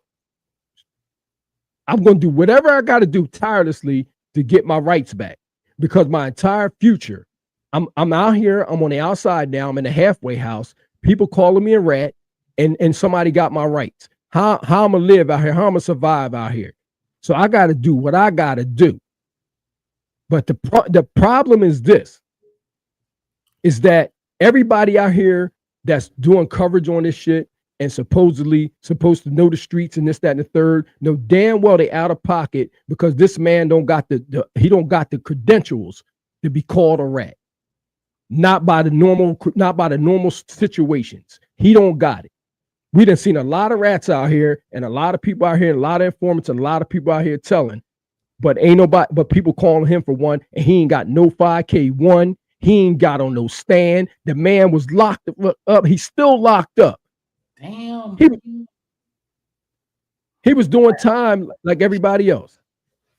He was doing time like everybody else. So if he was getting some type of special preferential treatment, I would respect it. But guess what? I don't. So everybody out here talking about this case right now, show me a 5K1. Show me somewhere where he took the stand. Show me somewhere where he pointed the finger at somebody. Show me somewhere where a liar didn't mention his name. Show me somewhere. Yeah, there's no 5K1. There's no safety valve. No 35. 35. But he's saying, but Cuffy is saying that there's something in his case where it is sealed, and they are not trying to unseal his documents so it could basically really expose the third party cooperator and so on and so on. You know what I'm saying? So are you saying, I'm asking, excuse me, I'm not saying you're saying, so let me ask you, do you think that what Cuffy is saying is a lie? Do you think that he's just salty that he got caught up on those charges that he was probably going to get locked up for anyhow, and he just happened to hear this case with Tammy and so forth and so on, and he just, you know, just thought, hey, it had to be Meech, because if I didn't meet her, if I didn't meet Fidel, there wouldn't be no wiretapping, no anything. So everything goes back to Meech. But do you think he's, you know, lying, or what? You think he's clout chasing right now because he's on every platform? What's your thoughts on Cuffy and him blaming Meech? Well, no, I don't think he's lying. What I think is what my video said today is that do Cuffy really understand his case? Does he know what's really going on? Both of these men were locked up. They haven't spoken in 30 some years. So Meech can't sit in front of this man and like a brother, which is what I'm pushing, and not them to be beefing, to come out here and make money together. They can't come out and haven't had a conversation. That brother deserves. Now, I'm sorry to cut you off, and I apologize for cutting you off, but why did not speak to him in 30 years? What was his reason? Because he tried to reach out to him because he's seen his name as some bullshit and Tammy this, that, and the third, and he never responded. And to give you credit for what you said, why he didn't have his lawyers file some kind of motion on him or whatever to, you know, subpoena. Fix it. Well, here's the thing, right? If your name is coming up in some type of information, and remind you, Cuffy was connected to some other things. So if you find out that your name has come up in some type of information and you already trying to get out of jail, you filed compassionate releases and you trying to get out, and all of a sudden you out of nowhere, somebody tell you that your name is in paperwork, right? And you start to receive mail. What can you possibly do at this point, right? If your name is in paperwork, right, you don't have to respond to that. Somebody's going to subpoena you, right?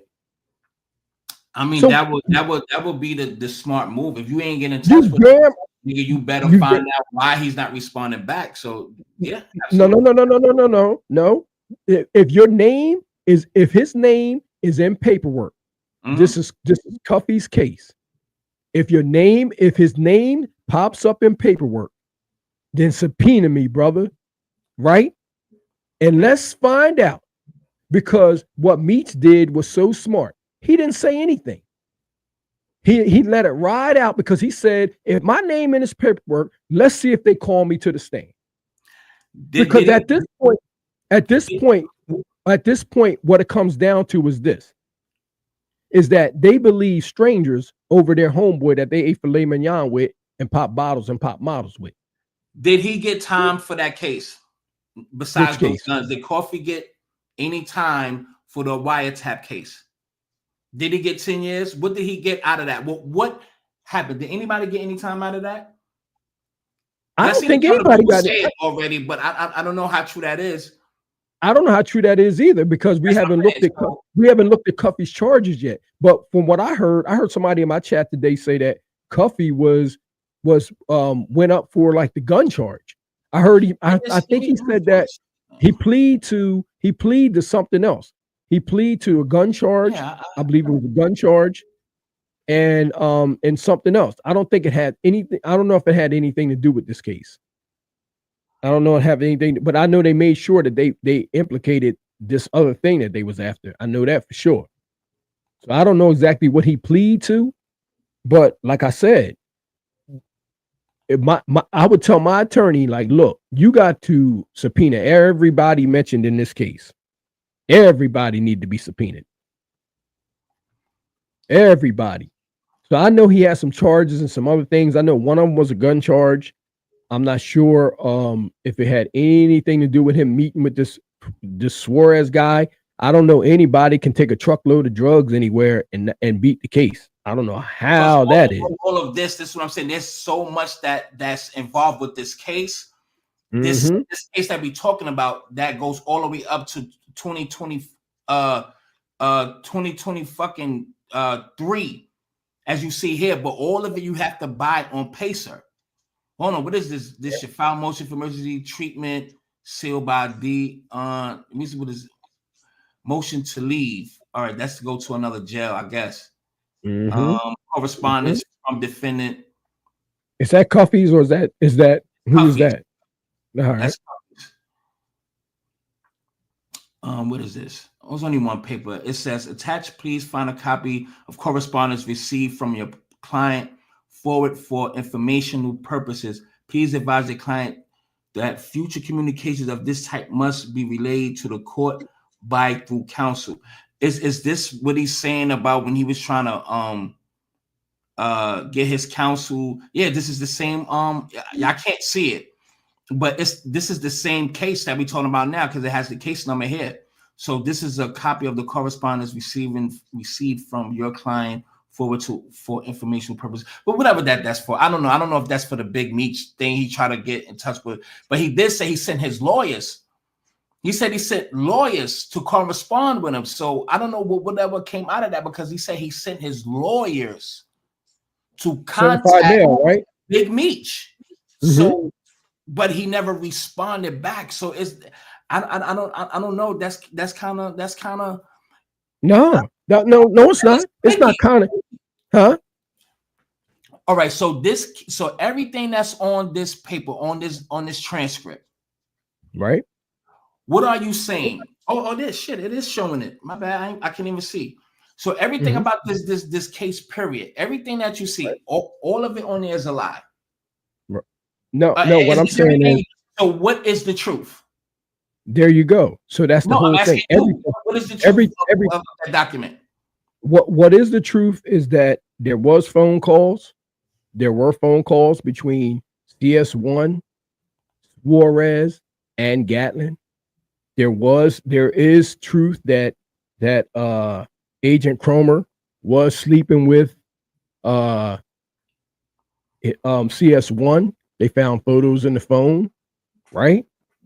It is true that Demetrius Flannery was locked up. It is true that Cuffy got locked up before and received 120 months.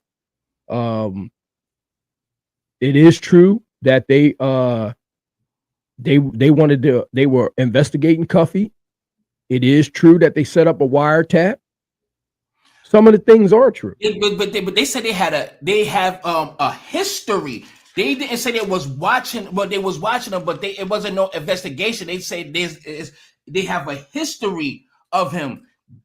They have a history of him, but not like there was an investigation going on because he already did time and came home, and he was around her doing these meetings because he wanted her to get the life rights, right?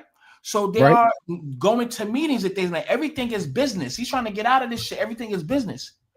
So where did the link up between him and Suarez? It was through Big Meech. Negative. How? So it says Tammy did not know. It says Tammy did not know of Fidel until he contacted me. This is paraphrasing, to get in touch with Big Meech. Negative. Now listen. This negative. Why, so what is the other way how he got in touch with her? Number one, he was already having an independent investigation done on him separate from this case. In California? No, I'm talking about Cuffy. I'm not talking about Fidel Suarez. You're focused on Fidel Suarez, who we don't even know if he really exists. No, listen to what I'm saying. You got to get off of Fidel Suarez because Fidel Suarez is not the catch. The catch. Who set up the bricks? Who was the supplier? Was it Cuffy or this imaginary guy that's called Flores? Who had the bricks? Listen to what I'm saying. Who had the bricks? Listen to what I'm saying to you. Nobody went to jail for a whole bunch of bricks. Nobody. I'm telling you to listen to what I'm saying. That if somebody went to jail for all these bricks, we'd be saying, damn, they seized all this cocaine and so on and so forth. And somebody got 110 years for this major traffic and drug trafficking and so on and so forth. Cuffy's coming home soon. What I'm telling you is that the St. Louis DEA wanted him for something else, right? In 2005, Fidel Suarez and in 2009 was hung up on some drugs, right? We looking at the same thing now. Go ahead. Okay, he was hung up on some drugs back then, right? So we find out that Cuffy and Meech, right? Who they have a history of them two being together in St. Louis. They said they went to the historical data and they found out that Cuffy was a member of the St. Louis Black Mafia family, and they found out that he was an associate with Flannery and multiple other BMF members. They said they went into their PLI database and their St. Louis police databases to find that information. Meech was already on the radar in St. Louis. St. Louis DA already knew who he was.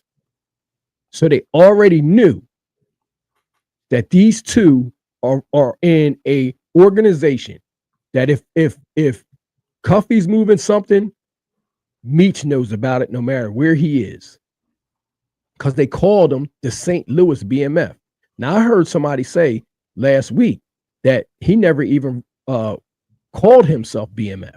he never looked at himself like BMF because BMF wasn't really established. BMF was established while he was Lou Da locked up. Vinci said that. I played that earlier. He said that he didn't claim He himself didn't as call BMF. himself right because he was doing that 10-year bid. They were already calling him the St. Louis BMF. So investigators are already on them.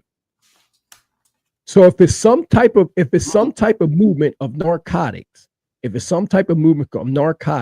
you're trying to get this organization and you're trying to bust them. So what I'm telling you is that these boys was being investigated long before they realized. We know that. So, but my thing is, if they okay, granted. Mm-hmm. So how did Suarez get in touch with Tammy? They was already being investigated. Because Suarez is DEA, man. You're not getting it. You keep thinking he's this individual. I hear what you're saying. He's not real. How is he not real? No, you cannot say that he's not real because that's what your conclusion comes to. If you can prove, hold on, that is your conclusion. Can you? That's my conclusion. Exactly. That don't mean it's fact. Okay. No, it's not. No. Is there anything concrete of what you're saying that he is a Fed? Is there any document that says that? Is there any document about anything that you're saying? That is your conclusion of all the information that you gather. But is it a fact that Suarez is the Feds? Is it any to prove that he's not? No. Hold on. He is or he isn't? Okay. So in the video that I'm about to play for you right now, okay, that I've been telling you about, I keep telling you that Cuffy says that the man that came to him that was felt that he was rubbing him the wrong way was a Mexican, and he ended up being a DEA agent. Did he? But he knows Fidel's name, all that too. So why he didn't say Fidel? But go ahead and play it. I don't know why he didn't say Fidel. I'm just telling you. He mentioned his name in any other instances besides that one. But go ahead. I'm just saying that he's saying of what the information that you gather. Listen, anything I can do. A fact. Listen, we're not talking facts. We're going off. But you just said that he said because he's a DEA agent. You're not listening. So I'm only giving you the same words I'm telling you that Cuffy says that the Mexican that was sent to him was a DEA agent because he found out in his discovery. Play it. Play it. Hold on 1 second. Let me.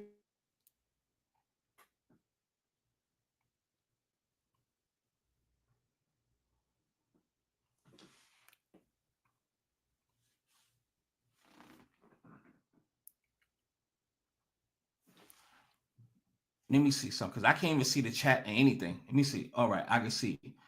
All right.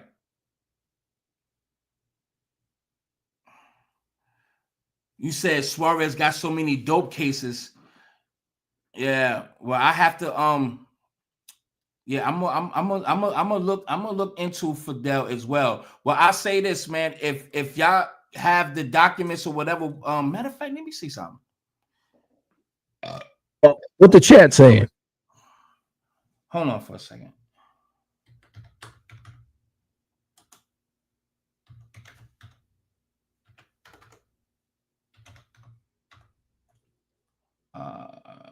Right.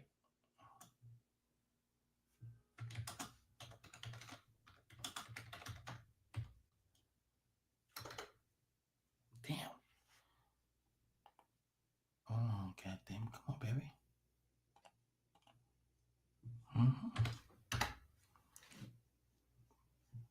That's a 2012 case. That's if that's, let me see if that's him. Suarez. Let me see.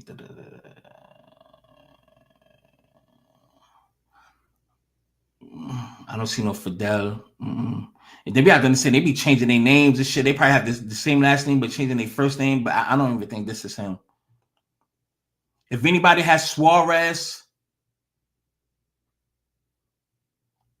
let me put. I put Fidel Suarez. So it's Let me see. Oh, that's the same shit right there.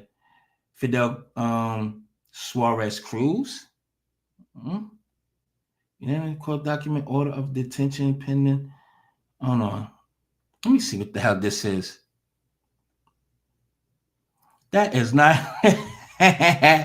Ooh, that's funny. That is not him. I don't even know how he look, but that don't look. Nah, that's insane. Let me see. I see something, but in Michigan. Damn. Let me see. What? Convincing evidence made the defendant will endanger and save another person's community. The probable cause to believe that the defendant has committed an offense. It's been 10 years. Defendant established no condition, a combination that. You don't say no All right, shit. so you ready for this? You ready for this? Nigga, go ahead. An informant, confidential source. I didn't know that the nigga was bad, but when I meet him, he rubbed me the wrong way. You feel me? Right. And so I bagged up both of them. But come 2018, when we get the discovery, I find out that he was an agent. And I rest my case, man. I rest my case. Meech ain't tell. Meech ain't tell shit. What video is that? What video is that? I just told that's Ray reports. Ray reports. Okay. Listen. The problem is this. There's podcasts out here not doing their homework, and this man is saying a lot of things. I've done my research on this.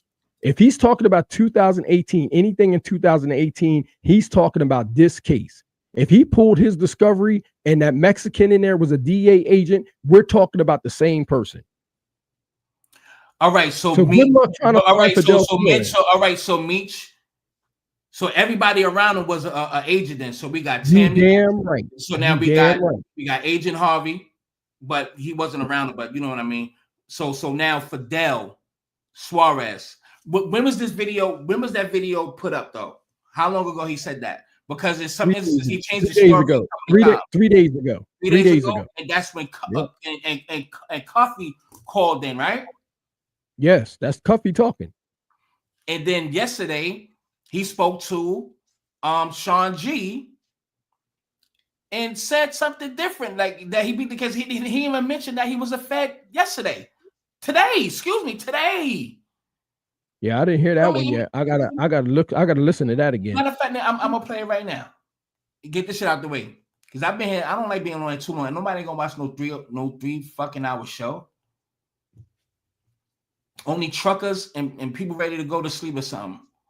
Yeah. Hold on. Damn, I just right there. So we're gonna go to that. And then I'm gonna play that just the Ray shit just for the record. And then we're gonna close out. I ain't been on here that damn long. All right, hold on, everybody. Hold on.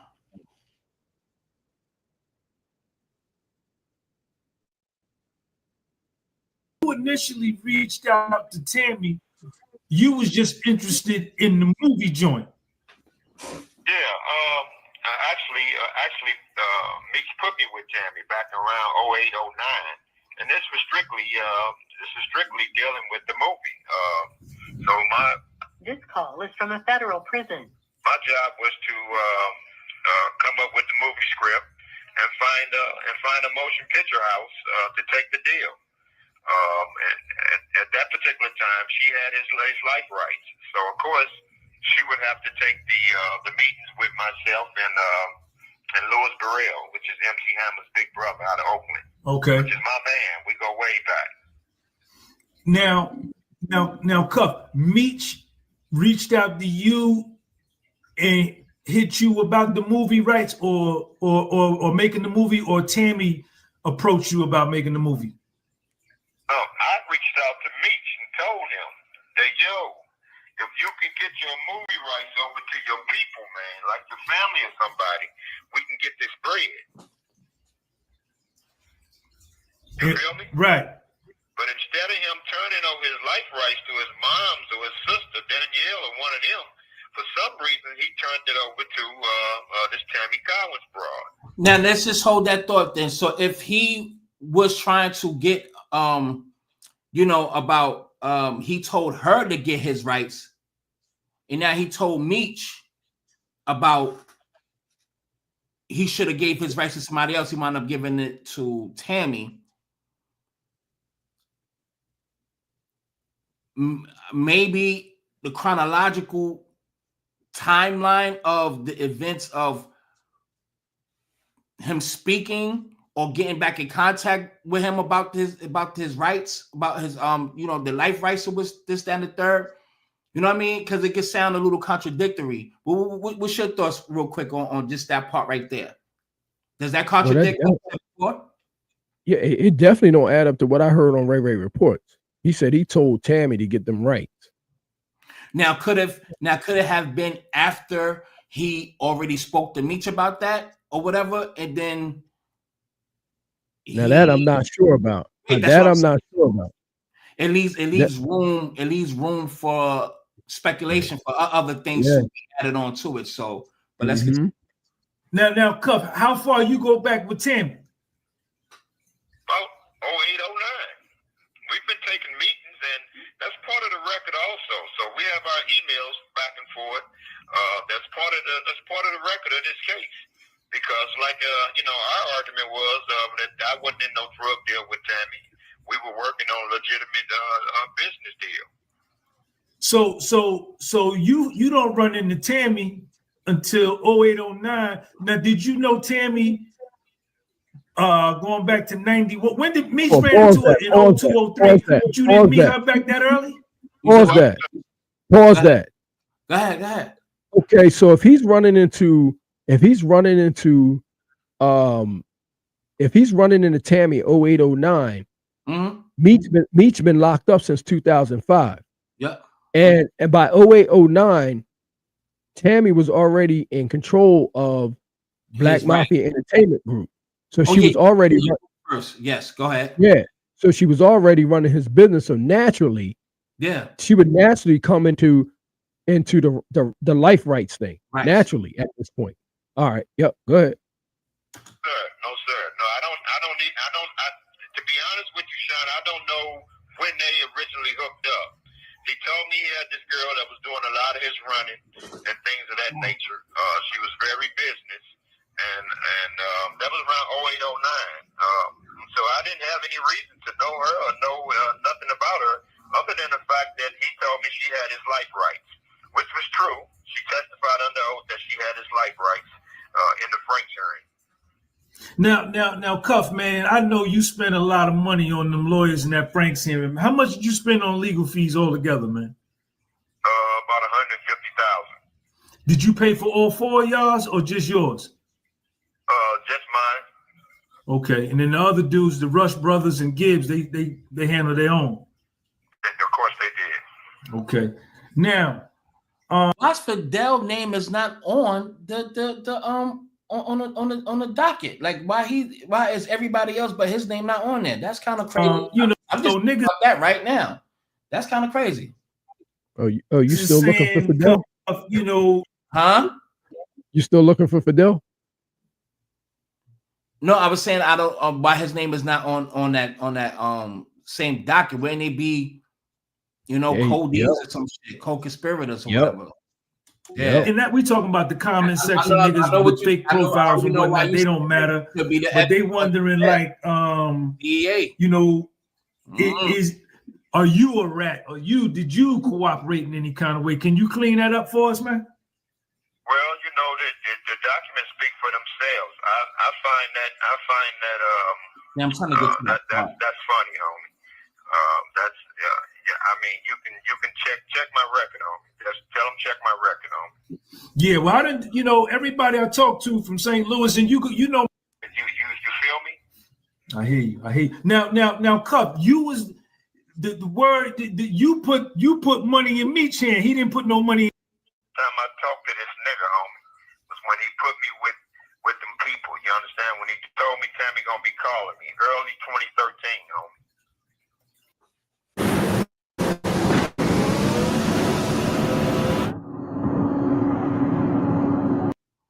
Now, if he's saying that he put him in touch with them people himself, is he lying that Meech didn't put that Meech connected him through Tammy to Fidel? Remember what I told you about the reason why the name of my video is "Does he understand the case?" Because now when he says that right there, guess what popped in my head? He said that Meech called him in early 2013. If I ain't mistaken, I gotta go back and check my records. If I ain't mistaken, in late 2012 and late 2012, maybe early 13, that's when Tammy signed with that EFO. More weed. Say that again. I'm sorry. I thought I had some weed right there, boy. I was when he said that Meech called him in early 2013 and said I got something or whatever. Remember he just said that right there. Yeah. Well, and I think it was late 2012, early 2013. That's when Tammy signed with. She got that movie thing with Emirates. That she went with. It's called Emirates, and you know what I'm talking about? Yeah. I believe that's when they signed that deal. That's what he could have been talking about. That's what Meech could have been talking about when he said, "Yo, we got it. We got them." He could have been talking about that. I believe that was late 2012, early 2013 when that happened. That was the first time they got that big deal. Right. That was the first time they got that big deal right there. That's the deal that led into the stars of this series that they got going on right now, if I ain't mistaken. No, 50 got some investors. He had to pitch that series to them, and he had to get investors to invest. They put like 50 million or close to 150 million to get it started. So it's called like Emirates or Furio or something like that.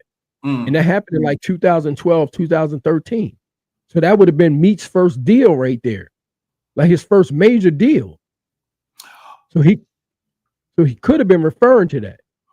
I think it was something with LT Hutton, the one that did the Tupac movie. It was something where it was one of the dudes who supposed to have 15 million to put up to invest in this thing, and then he wound up pulling out and so for so on, and then they just went on with 50. It was some shit that but let's continue. And then you reached out to him. And when did you find out Tammy was no good? At the Frank's hearing? No, as soon as the sting went down, I found out that she was no good. I didn't know his role. So immediately immediately after the sting, my attorney sent Meech correspondence saying, yo, Cuff need to holler at you. Your friend Tammy put him in a real bad jam with the police. I heard nothing back from him. My lawyers, he don't respond, period. And so we've been trying to contact this nigga all during the Frank's hearing and everything, homie. No response. And he done been all in your crib, know your daughter, know your family, know everybody. Everybody. I'd have been all in his crib. We moved to Atlanta together in the early 90s, man. We bought homes in Atlanta. We moved our families to Atlanta, homie, in the early 90s. I ate at this nigga's mom's table. He ate at my mom. Joints. The case never fall apart. It never.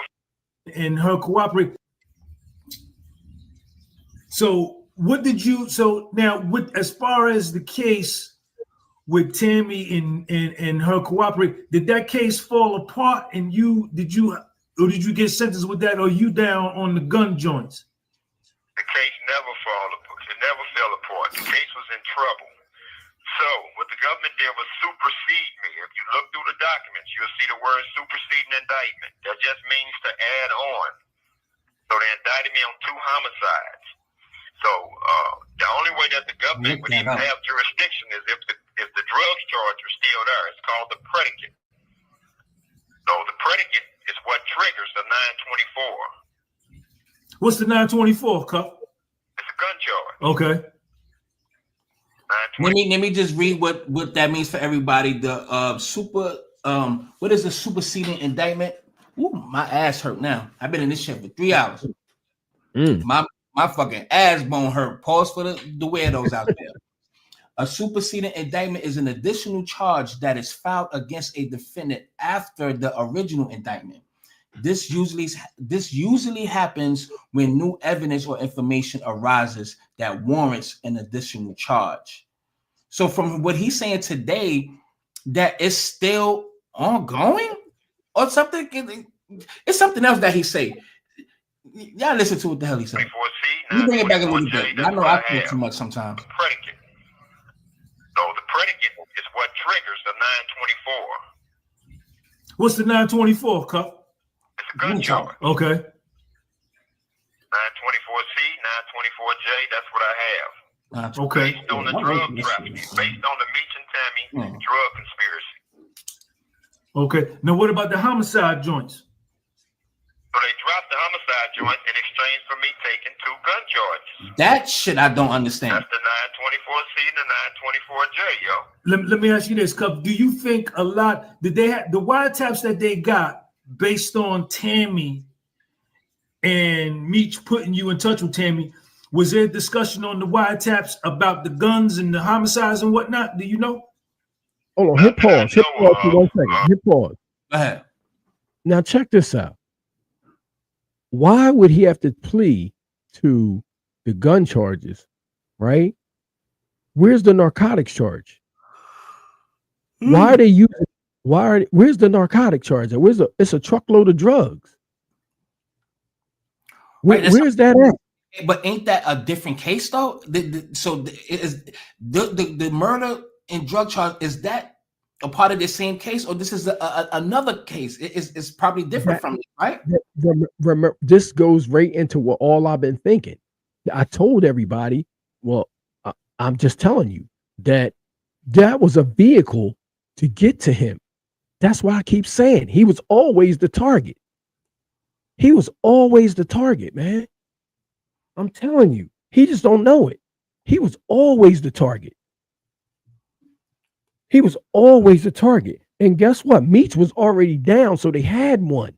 They just needed a vehicle to get to their guy. They already knew one half of this BMF was down, but they had to get to the guy that said, I put his first million in his pocket. To be honest with you, this dude bigger than Meech. Yes, he is. That's what people not understanding. He was that's my first thought. This nigga is way bigger than Meech. Hell yeah. He bigger than Meech. Because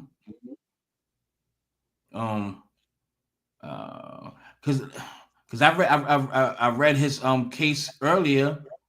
Because that's a whole different case where he was charged with on the 29th, of February 12, 2019, the petitioner, who was Cuffy, pled guilty before the court to 5 counts, including charges of conspiracy to distribute.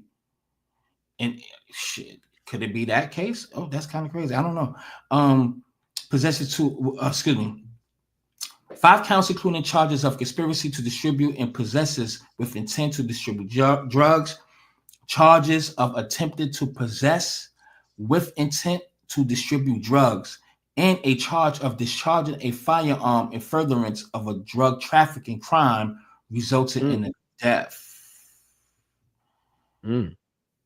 Yeah, that's kind of crazy. I'm gonna look more into that one my damn self. But the shit that he said about Fidel, hold on. Not that I know of. Because I was thinking that they couldn't.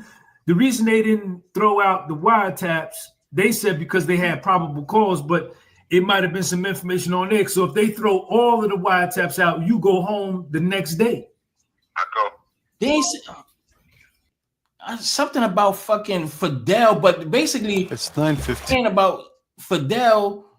Basically, like, yo, he's good. He's out, some shit like that. Like, I don't know, man. That shit weird. But anyway, look, I've been here 2 motherfucking long. Hold on, I'm sorry. What's your overall thoughts on this case?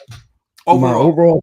My overall thoughts is that I believe that Cuff don't know what was going on. I believe that the St. Louis DEA ran such a trick and they went in through the back door that he's been away for so long that he don't even know what happened to Suarez, and he really don't know who Suarez was. It may look like Suarez beat his case, which like it normally does, but I don't think that he actually knows what's going on in this case. So I could understand why he would think like he thinks, but then us on the outside that we can look into this case like that, right? It just don't add up to Meech telling. I don't think Meech told, and I would love for them brothers to have a sit down and talk and come to the table as brothers, man, before they start kicking each other's back in, because we already got enough enemies out here. And the way this stuff is going right now, it's like the 90s, and this ain't the 90s. If they trying to do something and they want to make money when they get out, it'll make more money together, because everybody want to hear that story from both sides. And like I said, I believe from reading this information, I believe that Meech stood 10 toes down. I don't believe he said nothing to nobody.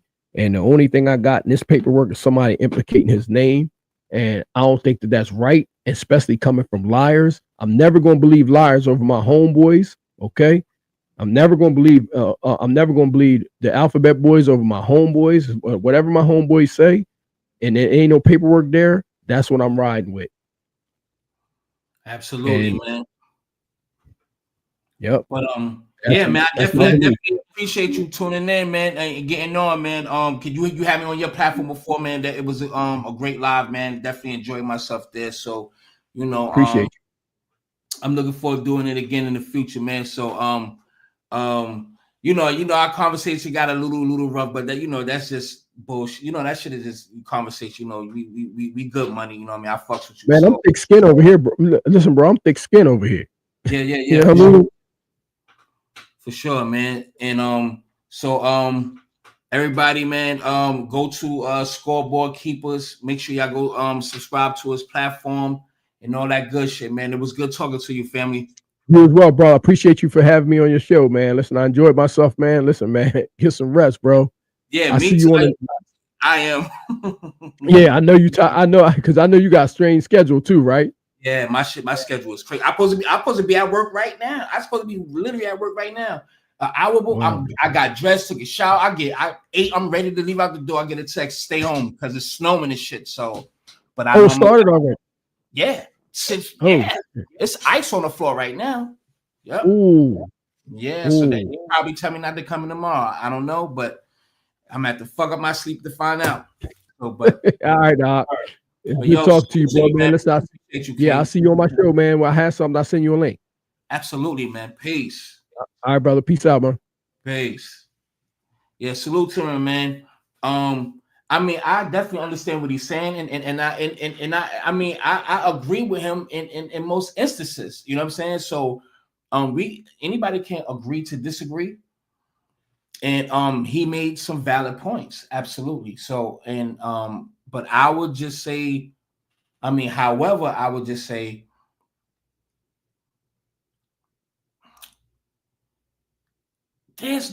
there's no fucking way that he didn't know. Of course, he could have played both sides and played games and stuff like that, and railroad everybody, because she is the main denominator in all of this stuff.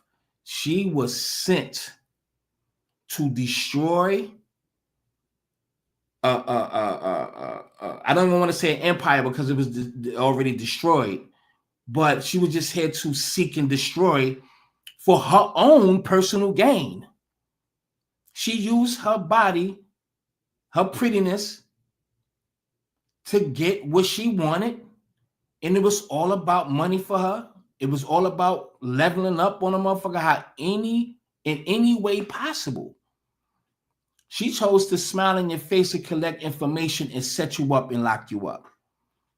That is one female you can never trust, ever. So I can imagine how much else stuff she got on people. And I hope 50 Cent is or have been smart enough or have been given a heads up just in time to make sure certain things don't be said around her or certain things don't get done around her. Who knows? But that you listen, man. Once you're an informant, you are an informant for, I don't want to say for life, but a long fucking time. So and she about that money. So any little thing that she can get to get some money, she gonna do it. So I don't know. 50, you better watch out. That's all I can say. 50 Cent have to watch out. And yeah. And but we're gonna go further into this case soon and see how this stuff plays out. The Big Meech snitch, we don't know. Is it possible? Absolutely. I just leave that one right there. I'm about to go eat. Thank y'all for tuning in. If y'all haven't shared, it's not gonna kill you at all to share this video, please, y'all. Thank you. Peace, motherfuckers. Bye.